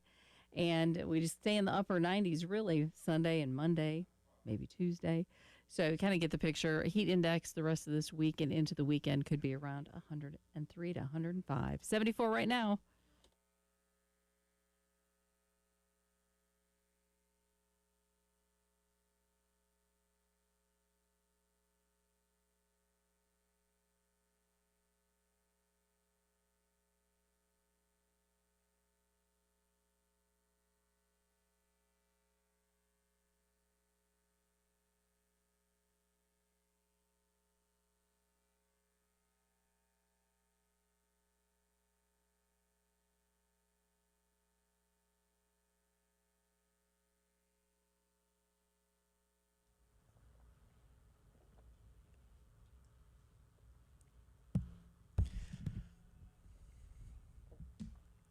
The early game, third and long hour starts right now. I'm Elijah Campbell. He's Jared Parker from Watch Fox. Jen Jensen producing the show. Our man Thomas back in studio 803's video production room, making sure the YouTube stream looks nice and good. Crisp, yes. I like that. Yeah, looking crisp, looking sharp this morning. I like cut through a stone. I like that. And my face isn't breaking the camera, most importantly.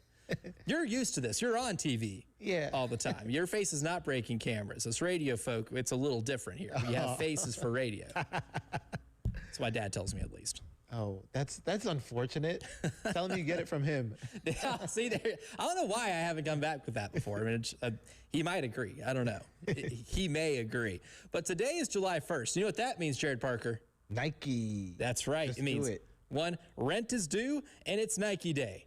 It is Nike Day. South Carolina is entering a new era of athletics, switching over from Under Armour to Nike officially today. And, of course, we're going to have a presence over at Gamecock Traditions on 5134 Sunset Boulevard in Lexington. I can't read. It makes this job hard when you can't read. But 5134 Sunset Boulevard in Lexington, that is Gamecock Traditions. We'll be there from 9 to noon. Right, so Tyler Head and Jack Veltri will be over there for the extra point. And then from 3 to 6, our man Jay Phillips is going to be there. We've heard rumors that he might be on the catwalk modeling the new Gamecock apparel gear. I need to double check with Jay, but that's just what I've heard. It's what I've heard. But that's what we got going on today. Jared Parker also is going to be there for Watch Fox. Also, autograph session. He has not confirmed nor denied that there will be a special Jared Parker Nike gear autograph session. You won't want to miss that. I've got to practice. I was going to say Jared and Jay on the catwalk. Jared joining him. I've got to practice. Jay squared. Oh, yes. We're getting a lot of rumors coming in. That's what my mom calls there me, it Jay. is. She calls you Jay? Okay. Yes. I like that. She calls you Jay. A little J squared on the catwalk. See? I could model a little. I can see it. Yeah, I can see it.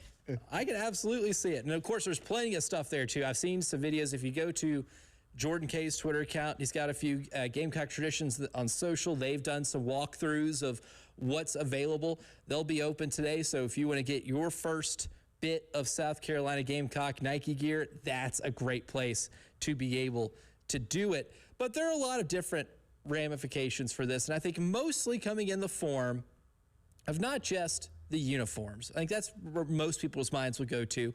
Uniforms, just regular apparel that you can buy. But I think there's a recruiting edge here too. We mentioned it earlier in the show about the A'ja Wilson connection too, right? Asia's Nike brand ambassador. She's had a deal with them for a while. She's got her own signature shoe.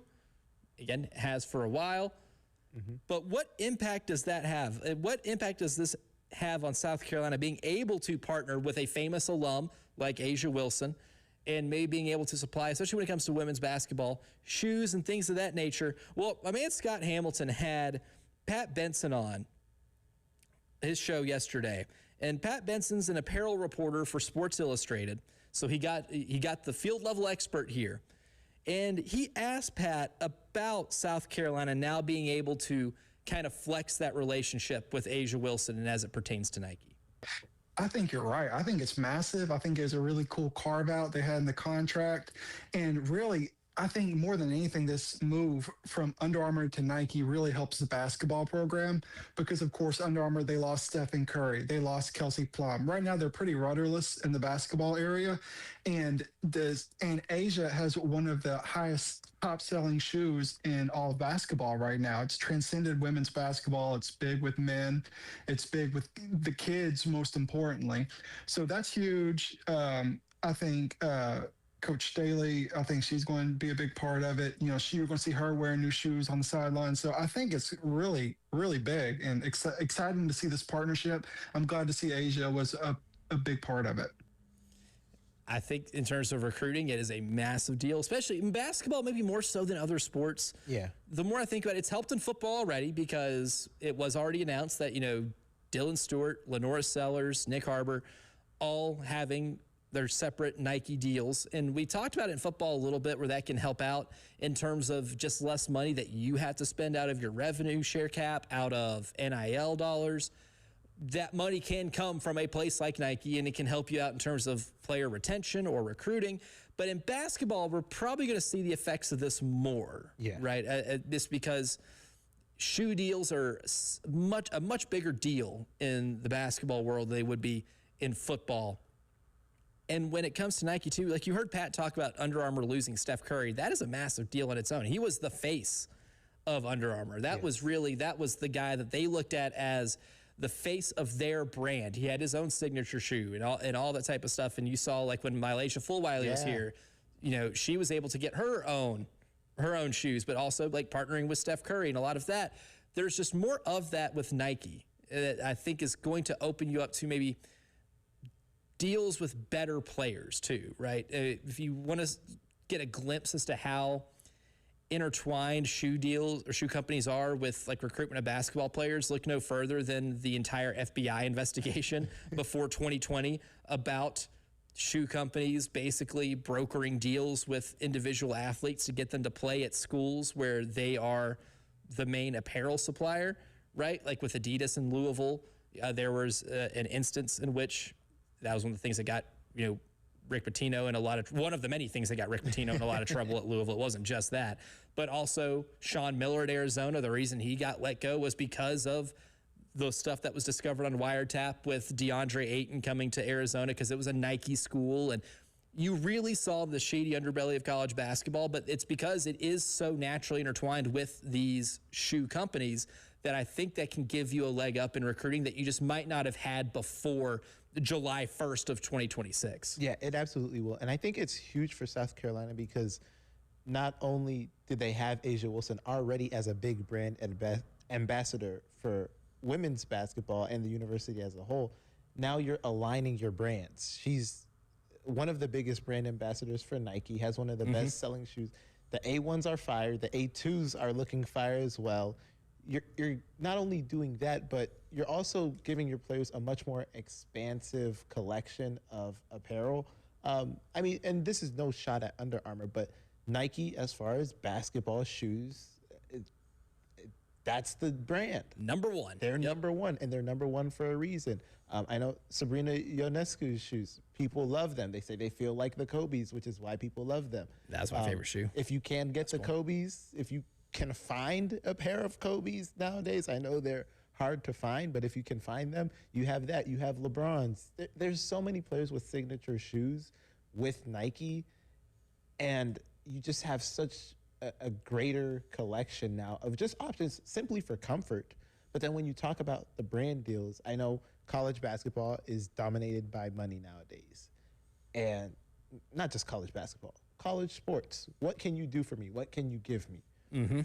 If you can give me, an in to a potential deal with a brand that's aligned with our school and can get me some extra money, some extra something on the side that Under Armour couldn't do, then that does so much more for you as a recruiter. Significantly more. I think that's a really big deal. That's something I'm excited to see moving forward is how that does impact recruiting. Like the gear is nice, the aesthetics will be nicer, but to me, that is where this impacts just your on-field or on-court product the most. I didn't want to do this segment, though, without going to the AAA Heating and Air phone lines, because last week, our pal David presented us with an interesting conundrum. But David is called back today. So, David, good morning. Welcome to the early game. Good morning. But before we get into it, because if you didn't hear it last week, David, what exactly is your predicament here? There's no predicament anymore. I'll just let the cat out of the bag. I'm going no matter what. Okay. I'm really excited about this match. Obviously, tonight I'm going to be on pins and needles because my trip will be drastically different if the U.S. pulls it off tonight, and I can see them play in person for a chance to go to the quarterfinals against potentially Belgium or Senegal. So I'm really excited for tonight. I'm really hoping that they pull it out. I think they're the better team. There are just a couple of interesting stats about tonight that I can't overlook. I mean, the last 12 matches against European competition, the U.S. has 0 wins, 10 draws, and 2 losses. The last win was against Bosnia, who has never gone this far in the tournament and only been in the tournament one other time. Having said that, the U.S. doesn't have the best reputation in soccer or football, whatever you want to call it, and it has not done incredibly well in the World Cup. Having said that, this team just looks different to me, and I just want to say one quick thing about the Turkey match, because a lot of people who don't follow soccer that much may have, gotten their hopes dashed incorrectly. I mean, that was like a college football team having like 20 opt-outs of all their best players before going to play a match, and then being upset that they lost by 1 point. I mean, it's to be expected. You would not. It's like in the college football playoff, if you're going to be missing players due to injury, they'll not put you in the playoff because you're not as good.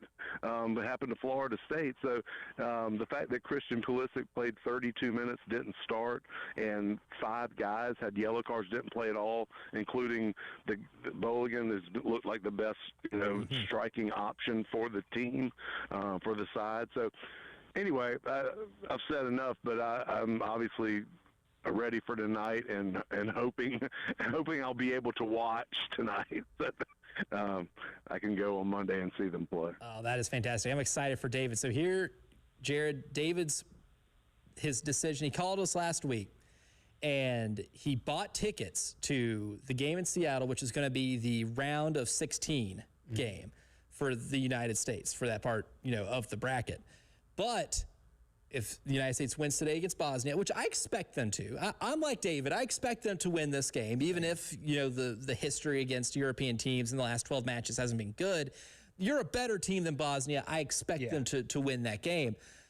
The tickets, though, if they do win that game, would be over double the price. So we're talking from the buying price of like $3,000, he could sell them for $6,000. He could pick up $3,000 on that if he decided to sell them, but still go to Seattle because he already has the flights paid for, hotel paid for, everything of that nature.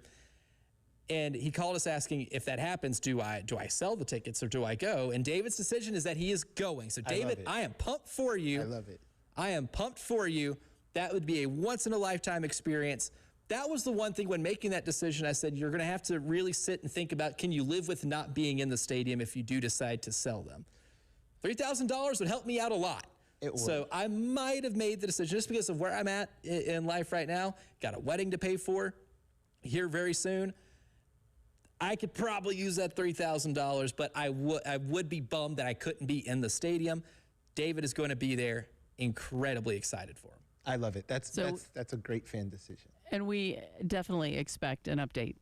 Oh, 100%. Yeah. 100%. You know what? I want to say it. I want to do the sports talk radio thing. I'm going to knock on wood while I do it too, because I'm a little stitious.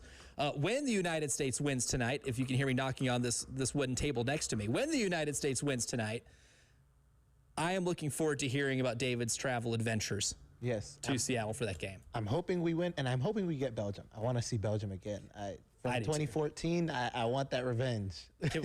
Can we avenge Tim Howard's heroics? Yes. That were not properly rewarded. I know. Tim Howard played like maybe the greatest individual game in United States history. Definitely the greatest. Greatest individual World Cup performance? I think so. States history.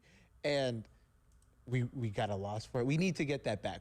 For the ghost I mean, he's still alive. The sports ghost of Tim Howard. Tim Howard. We need to get that back. We need to avenge that loss. And the one thing that I heard a lot too is that, like, oh well, now you got like harder games, moving forward. Not as a result of the Turkey loss. That was a completely inconsequential game, and I'm in the same boat as David. I'm not concerned at all because of that. That outcome has zero impact on whether or not I'm still have any change in excitement for this team.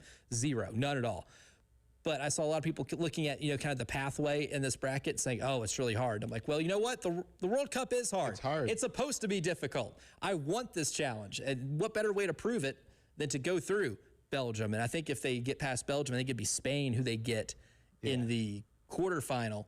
That'd be the likely opponent, which I know it's hard, but I mean, like, you're in the section of the bracket. You're away from France. You're away from Argentina. So you're away from England. I'm like, having any of those teams in your bracket among many other talented teams, it was going to be hard regardless. After seeing what Paraguay did against Germany, if Spain is the United States' eventual matchup, I like the chances compared to France. Anything is possible. Coming up next, though, which non-Jacarius peak offensive line will be the most important for the Gamecocks? We'll answer that question next.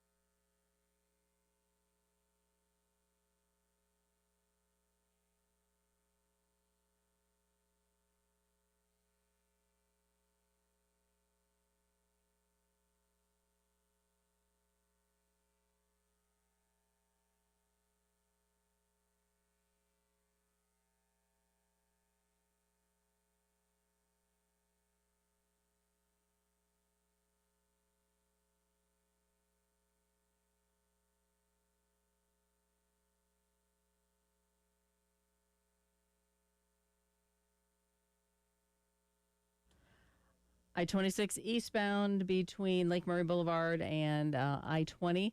Slow stop and go traffic there, kind of standard in, as you know, in the mornings, but it is especially prevalent today. I-77 southbound at Highway Exit 2. That would be at 12th Street. An accident there. Olympia Avenue at Carolina Street. And in Lexington, Old Cherokee at Pilgrim Church Road. Heat and humidity, that's all we're talking about. 96 today, 74 right now.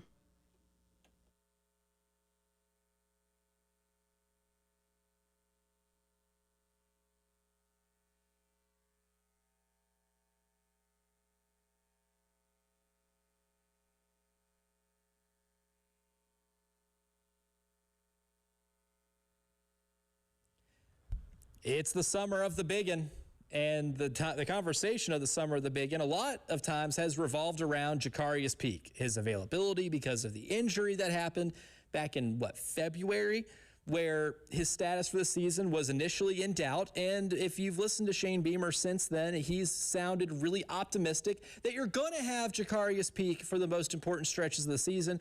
More than likely, it sounds like, feels like, the vibes are that he could be back by the Mississippi State game, which is game 3, meaning he'd only miss Kent State and Towson. Good, because Jacarius Peak was the prize of the transfer portal for the Gamecocks this offseason. He's a guy that's looked at as a potential first or second round draft pick in the NFL draft at left tackle. Securing the blind side of your quarterback in pass protection is always a high priority. But one man does not an offensive line make. And there's going to be other players that you got from the transfer portal that we have not seen play in a Gamecock uniform that need to produce in order for this offense to reach its potential under Kendall Briles, and with Lenore Sellers at quarterback and Nick Harbor at wide receiver. All the skill position players that you're thinking of that you like will only be as good as the offensive line can block for them. As long as they can actually do their job and block up front, everything else can come to fruition. So outside of Jacarius Peak, Jared and I have one player on the offensive line that we've both agreed is the most important, and that's going to be center Carter Miller. Yeah, Carter Miller, that dude's a dude, as many people say. He's in the dude category. He's in the dude category. I just love the way he moves. I love the way he hand fights. Obviously, I mentioned earlier, he wrestled in high school, didn't wrestle long, but he moved people, and he knows how to move people. He knows how to run, get downfield, make some blocks, on some of the smaller guys. That's a scary sight, seeing someone running that quick at that size. But most importantly, I think it'll be big for him to solve just the misalignment that we saw at center last year. If health permitting, if you can get a guy that starts all 12 games at center, then that alone is an improvement on last season. Oh, for sure. I mean, I'm just thinking of plays in my head last year. Who played center? Boaz Stanley was the guy you brought in to be the center. That clearly didn't work out. And he was maybe the prize of the O-line as far as transfers go. I remember I did a ton of studying on him because I was like, oh, this is going to be the guy this year. Yeah. Oh, 0 penalties in his time at Troy. A guy who has played all over the offensive line, so he can play center. He can play all over, the line of scrimmage if you need him to. So there was like a versatility thing. Like, I got the appeal of Boaz Stanley, and I think in hindsight you can say that was a bad transfer portal move. But I understood at the time why you would have felt excited for him. But he went from not being penalized at all at Troy to having multiple false start penalties as your center at South Carolina. That clearly didn't work out. Rodney Newsome had some time at center, most notably and infamously at LSU on the first play of the game, where there was a misalignment when it comes to what the snap count was. You fumble the ball and you give the ball right back to LSU on the first snap. Already started off on the wrong foot. And then Nolan Hay, I thought, gave you some good snaps last year at center, but there was also some availability things where he did suffer through some injuries and have to kind of fight through a lot of stuff during the season. Center is mightily important, and if you can just get Carter Miller at a baseline of being your starter, like you mentioned, for all 12 games, I think that is encouraging, right? And the one thing I liked about you bringing up his wrestling background is positioning. Think about, offensive linemen that are also wrestlers, even in high school. Thing about wrestling is positioning is just as important as raw strength. Yes. And agility, right? Low man wins, figuring out ways to pin somebody else, another large human being, equally as large as you, onto a mat, not easy, right? I would not have survived as a wrestler. But I do find that kind of combination of skill sets there to be very encouraging, along with the production that he had at UCF, where he graded out as a plus run blocker and pass blocker. Yeah, it's very impressive seeing, going back and looking at what he did at UCF, but even his time at Louisiana Monroe, like you could kind of tell he had the makings of what could be an SEC lineman. And I think that's very important because the SEC, I mean, yes, the SEC likes to brag on itself about how it's a different level of football, but I mean, just look at South Carolina on a team that went 4-8. You still got to block dudes like Dylan Stewart and Brian Thomas Jr., let alone when you get to the more successful teams, the type of defenses they bring. So I think he is an SEC type of guy. He has the skill set. You talk about the positioning. That's what I've seen from him. Now, obviously, the big hope is that it's not another case of Boaz Stanley where he seems like a catch, he comes in, and then you're disjointed again. I also do wonder, because I know he's played in the inside offensive line, I do wonder if Nolan Hayes still does have a case to start at center or maybe start next to him in the inside offensive line. There is that because Miller has played around the line. So there's also the potential there. Maybe they like what they saw from Hay last year and give him another shot. There's some potential play there. If you need to, too. And I think that's the luxury of having somebody who has played on different sides of the line of scrimmage. Now, last year, all of the snaps for Carter Miller came at center. 593 snaps at center, nothing anywhere else. The year before that, in 2024 at Louisiana Monroe, he was all snaps at center. But his last year at James Madison, 639 snaps at left guard, and still graded out as an average run blocker, a plus pass blocker in that regard. That's one thing, too. If he can avoid penalties, he did have 6 penalties last year, which is an improvement from the 11 the year prior. If he can build on that in terms of discipline, not putting you behind the 8 ball in terms of a holding penalty or anything like that, think you're going to be in really good shape. How he graded out last year, had a lot of really good games. They had maybe one bad game against Cincinnati where he did give up some pressures. But for the most part, had a really solid season at UCF. But the biggest thing, too, that I think, along with all just the regular responsibilities of being a center, that makes this situation really unique is the tempo aspect of it, too. Kendall Briles loves to play up tempo. He has talked many times about how important it is for his center to be able to run up and be the first one on the ball, to be able to dictate the pace of play that you want to play with on offense. If he's able to do that, and it sounds like, just from talking to him back in the winter when we did the transfer portal player media availability, he is very aware of what those responsibilities are of being a center in an up-tempo offense. That is a big thing, too, that can't be overlooked in this scenario. And you know what gives me the most confidence for Carter Miller doing that in Kendall Briles' system? The fact that, it may not be a great sign of college football that this is the 4th school that Miller is going to, but the fact that he's had success at 3 schools before shows me that this is an adaptable player that can change his system and still have success. And going on to his 4th school, it's like, okay, I've done this exercise before. I've had success before. It should be a full go. Yeah, it absolutely should. That the adaptability, one thing players can learn about when they are moving around a lot in this era of college football. But coming up next, the early game third and long hour goes deep. It's talking season officially to me in 2026.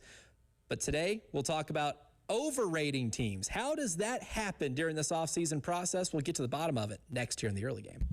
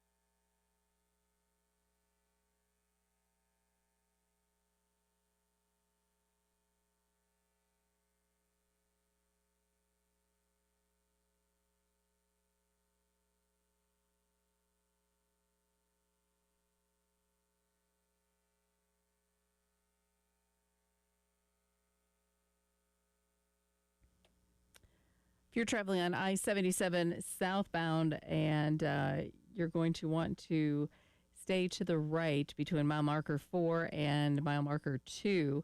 The accident has the left lane blocked. So again, stay right from mile marker 4 to 2 on I-77 southbound.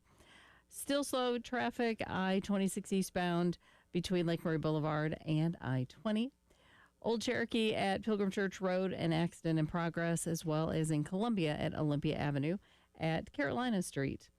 And yep, super hot, super humid all this week, 96 today, 98 tomorrow, 100 on Friday and Saturday, and of course heat index even higher. And it's a little bit overcast right now and 76.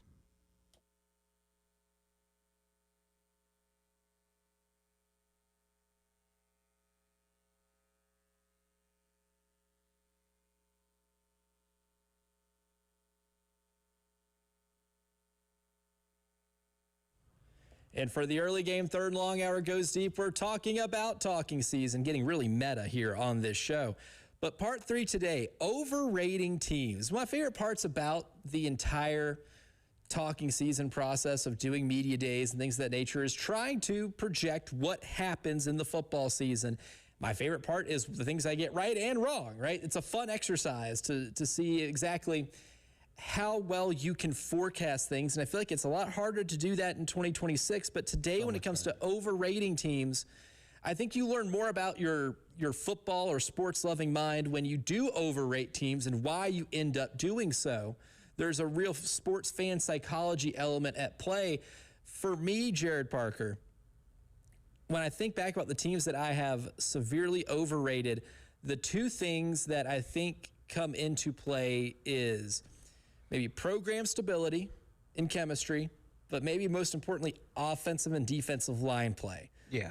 I get so enamored by quarterback numbers, skill position players, to where, like, Oregon's one of those teams I think I've probably fallen in love with most years than not because I love what they have at the skill positions. They always have speed on the outside, right? They always have fast running backs.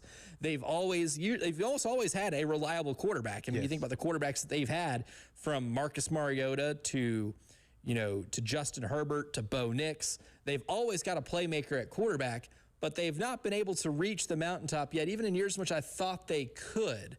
Now, they always have successful seasons. Marcus Mariota went to a national title game. Bo Nix had them within 2 3-point losses to Washington away from playing in the college football playoff. So it's not like it's completely erroneous and overrating them. It's that they maybe don't reach their potential because they do lose the battle at the line of scrimmage. I think that Oregon team with Bo Nix is the best example because that Washington team that beat them by 3 points in both games that they played had the Joe Moore Award-winning offensive line. And you could look at those games and those fine margins and say they were just better in the trenches, got the first downs when they needed to, were able to make the small plays that make the biggest difference in each game. And it's something I might just not have accounted for as much because I do end up falling in love with teams that are so good at the skill positions that I maybe overlook something like line play. Yeah, I think that's where I fall into that trap as well. We fall in love with the skill position players, and there's nothing wrong with that. That is the fun part of football. Not that the offensive linemen and defensive linemen aren't having fun, but respectfully, there's a reason why there's 7-on-7 football in summer and people watch 7-on-7 football. I don't think there's any football where it's just linemen blocking and defensive. Like, you have the one-on-ones and people watch that, but they watch that for what it means.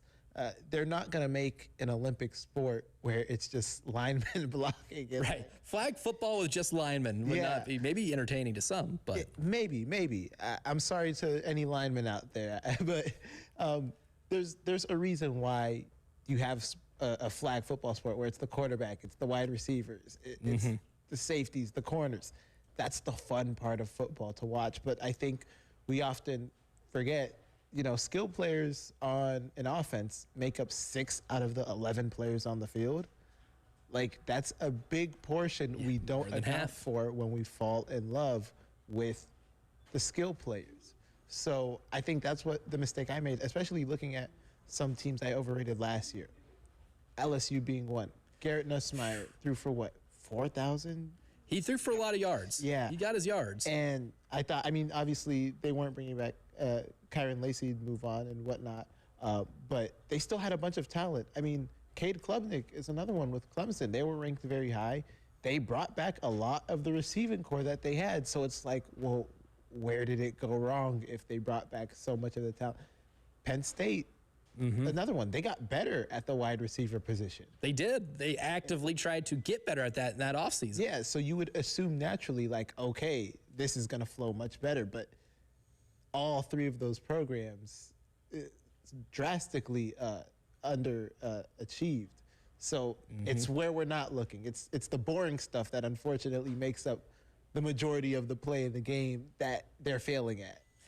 And one thing, too, that I do is even underrating teams. Like some of the Mark Stoops Kentucky teams that were really good, I liked what they had at running back, but because I didn't love, the skill positions like a wide receiver, things of that nature, I thought they might have been, limited, or didn't love their quarterback play. What Mark Stoops Kentucky teams, when they were winning, 8, 9, sometimes 10 games, was they would just dominate you at the line of scrimmage. They had, the big blue wall, right? That was kind of their whole thing, was the big blue wall. And they were so good at the offensive line that was able to help them control games. And I just overlooked that sort of thing too. I think one thing that makes this harder to do in 2026 is the idea of you may like what a team has on paper in terms of transfer portal players, but if you bring in a bunch of different personalities and they just don't like each other and that chemistry is not there, whatever's missing just doesn't come to fruition, then that talent might not matter.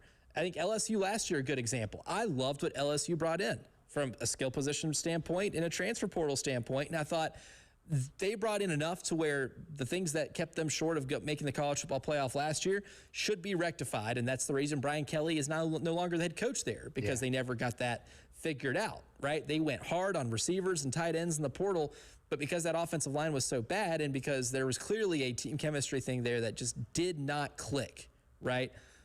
Then it spelled doom for the Brian Kelly era. Those examples are everywhere. Texas is going to be one this year. I'm interested to see how far people think they're going to go. On paper, they got significantly better in the offseason. They got Cam Coleman at receiver from Auburn. They got Hollywood Smothers at running back from NC State, who was one of the more coveted transfer portal players during the cycle. Are they going to be good enough on the offensive and defensive line to be able to dictate the terms and conditions of games? Is one thing that I'm going to have to look under a tighter microscope with this year than I would just by looking at the surface this offseason and saying, oh, wow, you brought in a lot of talented skill position guys. Yeah, and you know what? I feel like coaching, I'm glad you mentioned Brian Kelly, because coaching is such a big part of it, but it's even harder, I think, to rate coaches because we really have no clue what goes on behind closed doors. We see what happens on the field. We may, depending on the program, get a glimpse at practice, but what we get at practice also depends, because you might just see the guy stretch and then you're out of there. You might actually get to see some action, so it really depends. We see so much different things from so many different programs, but coaching has a huge part. You talk about some of the fired coaches of last year. I think one common denominator with the fired coaches that underachieved is that it felt like, let's say you take a Penn State roster, put them in Ohio State jerseys, give them to Ryan Day. I feel like you get a different result. Right. I mean, because last year's Penn State roster, in terms of number of 5 stars and players that were going to get drafted, very similar. Yeah, and I feel the same way with LSU. You put Kurt Cignetti at LSU. With that team, I feel like you get a different result. But it's so hard to know. I mean, with Brian Kelly, he has some not so glamorous history, so I feel like maybe that one you could have seen coming.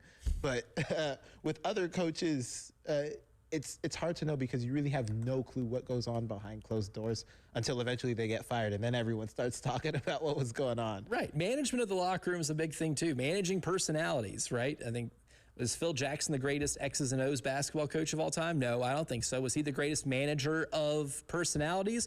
The best you'll ever see, and that's one of the reasons why that guy has been so successful in the profession of coaching in any sport, I don't care if it's basketball, football, baseball, whatever, managing personalities is just as important of a job as the X's and O's. Picking winners in 2026 can be hard, but doing it for today's show, easier. And that's brought to you by the Golden Spur, and that's next.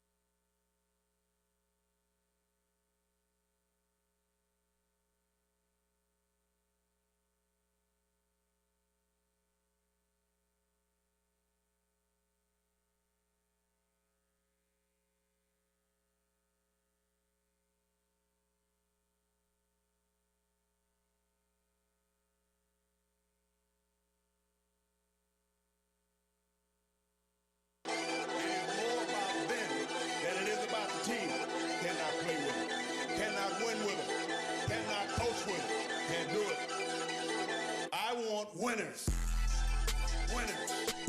Today we give you our winners of the day show, brought to you by the Golden Spur. Plenty of winners to get to, but I think the ultimate winner on July 1st every single year is the one, the only, Bobby Bonilla. July 1st can oftentimes be known as today. It's Nike Day here in Columbia, South Carolina. But it is also Bobby Bonilla Deferral Day, or it's Bobby Bonilla Day for short. Bobby Bonilla set to collect $1.193 million from the New York Mets today, and he will every July 1st until 2035 as part of a deferred payment structure that he had in his contract when he signed with the New York Mets, which I think was in 1999. I want to double check that. But Bobby Bonilla, every July 1st, gets over $1.1 million from the New York Mets and will for, 9 more years. So every day, every year this passes on the calendar, the ultimate winner, the Golden Spur winner here is Bobby Bonilla. You've got to think that beats a pension, right? I think so. I think that absolutely passes it. But I think Bobby Bonilla could buy a lot of he could afford to eat really well at Golden Spur because of this. I wonder if New York has ever tried to be like, hey, can we cut a deal? We'll give you a lump sum. Just please release us from this yearly installment. Please, can we just go ahead and get this over with? Yeah. But I love that for him because you know what? It's a cutthroat industry. When you can win like this, I think it's good to take those victories. Yes, I think so. Bobby Bonilla, big winner. Winner for me, the city of Toronto, the nation of Canada. They got their boy Kawhi Leonard back. I mean, they did. I feel like he wasted years in Los Angeles, left a city and a nation that absolutely loved him. I think if he stayed, even if they won no more championships, he would have been revered as, close to the Prime Minister of Canada. But what's done is done. He got his money, maybe not all clean money. I don't know. Aspiration, look into it. Yeah, Pablo Torre found out. Pablo Torre found out. You got to look into it. But I think he's back where is really his basketball home. That city clearly still loves him. They will always love him for what he's done for the city. That run they had in 2019, remarkable. So, even if he never got traded back and never went back to play, he was going to be revered as one of the greatest players in that franchise's history because of what he won them. Exactly. But I love that he's returning. And, I don't have title expectations. But you know what? In 2019, who had title expectations for them in the first place? Yeah. A very small minority, I'd assume. I didn't. So I don't have title expectations for him. But I like to see kind of maybe this right off to the sunset as things should be. And you know what? Former Gamecock Colin Murray Boyles has been playing very well, especially on the defensive side. Maybe he can learn a thing or two from Kawhi. I had an awesome rookie season, an all-rookie team selection, Colin Murray Boyles was. Now he gets to team up with Kawhi Leonard. So if you thought you had fun watching Colin play in the NBA playoffs this year, I can tell you they're going to be in the playoffs again in 2027. Yes. And he'll have a much better chance at being able to make a run, assuming Kawhi Leonard is healthy and able to play. Just need him to stay on the court. Just need him to be available. That's the big thing. Another winner, my friends over at the Lexington County Blowfish. I got to cover them for a year when I was working for the Lexington County Chronicle. Had a nice discussion with my man Bill Shanahan the other day, and he was telling me about how for the 4th of July, they're selling tickets for $2.50.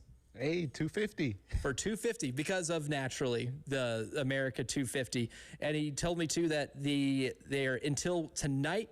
Yeah, because today's Wednesday. Tonight at 11:59 p.m. So you can go to their website and get $2.50 price tickets to go see some baseball. And what's more American than going to a baseball game? America's favorite pastime. And I was like, dude, that rules. That's a fun promotion. Fun promotions winners.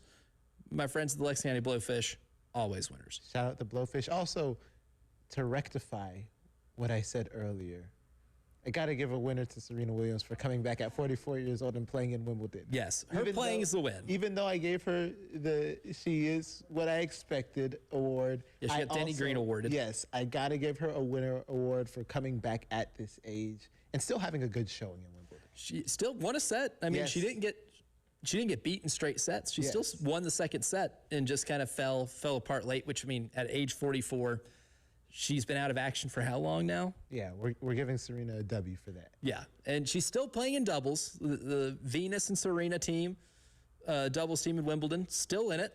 So still something to watch for there. Serena Williams always getting a winner. And I do find it ironic that Canada were winners this week for getting Kawhi Leonard back for the Raptors and for the soccer team. That's true. Advancing in the Global Goblet for the first time ever. Nothing hockey related. Canada was a winner and there was nothing hockey related, which is a first on this show. Tyler Head and Jack Feltry, they're winners. They're next. And the Extra Point is live from Gamecock Traditions, 5134 Sunset Boulevard, because it's Nike Day. See you tomorrow.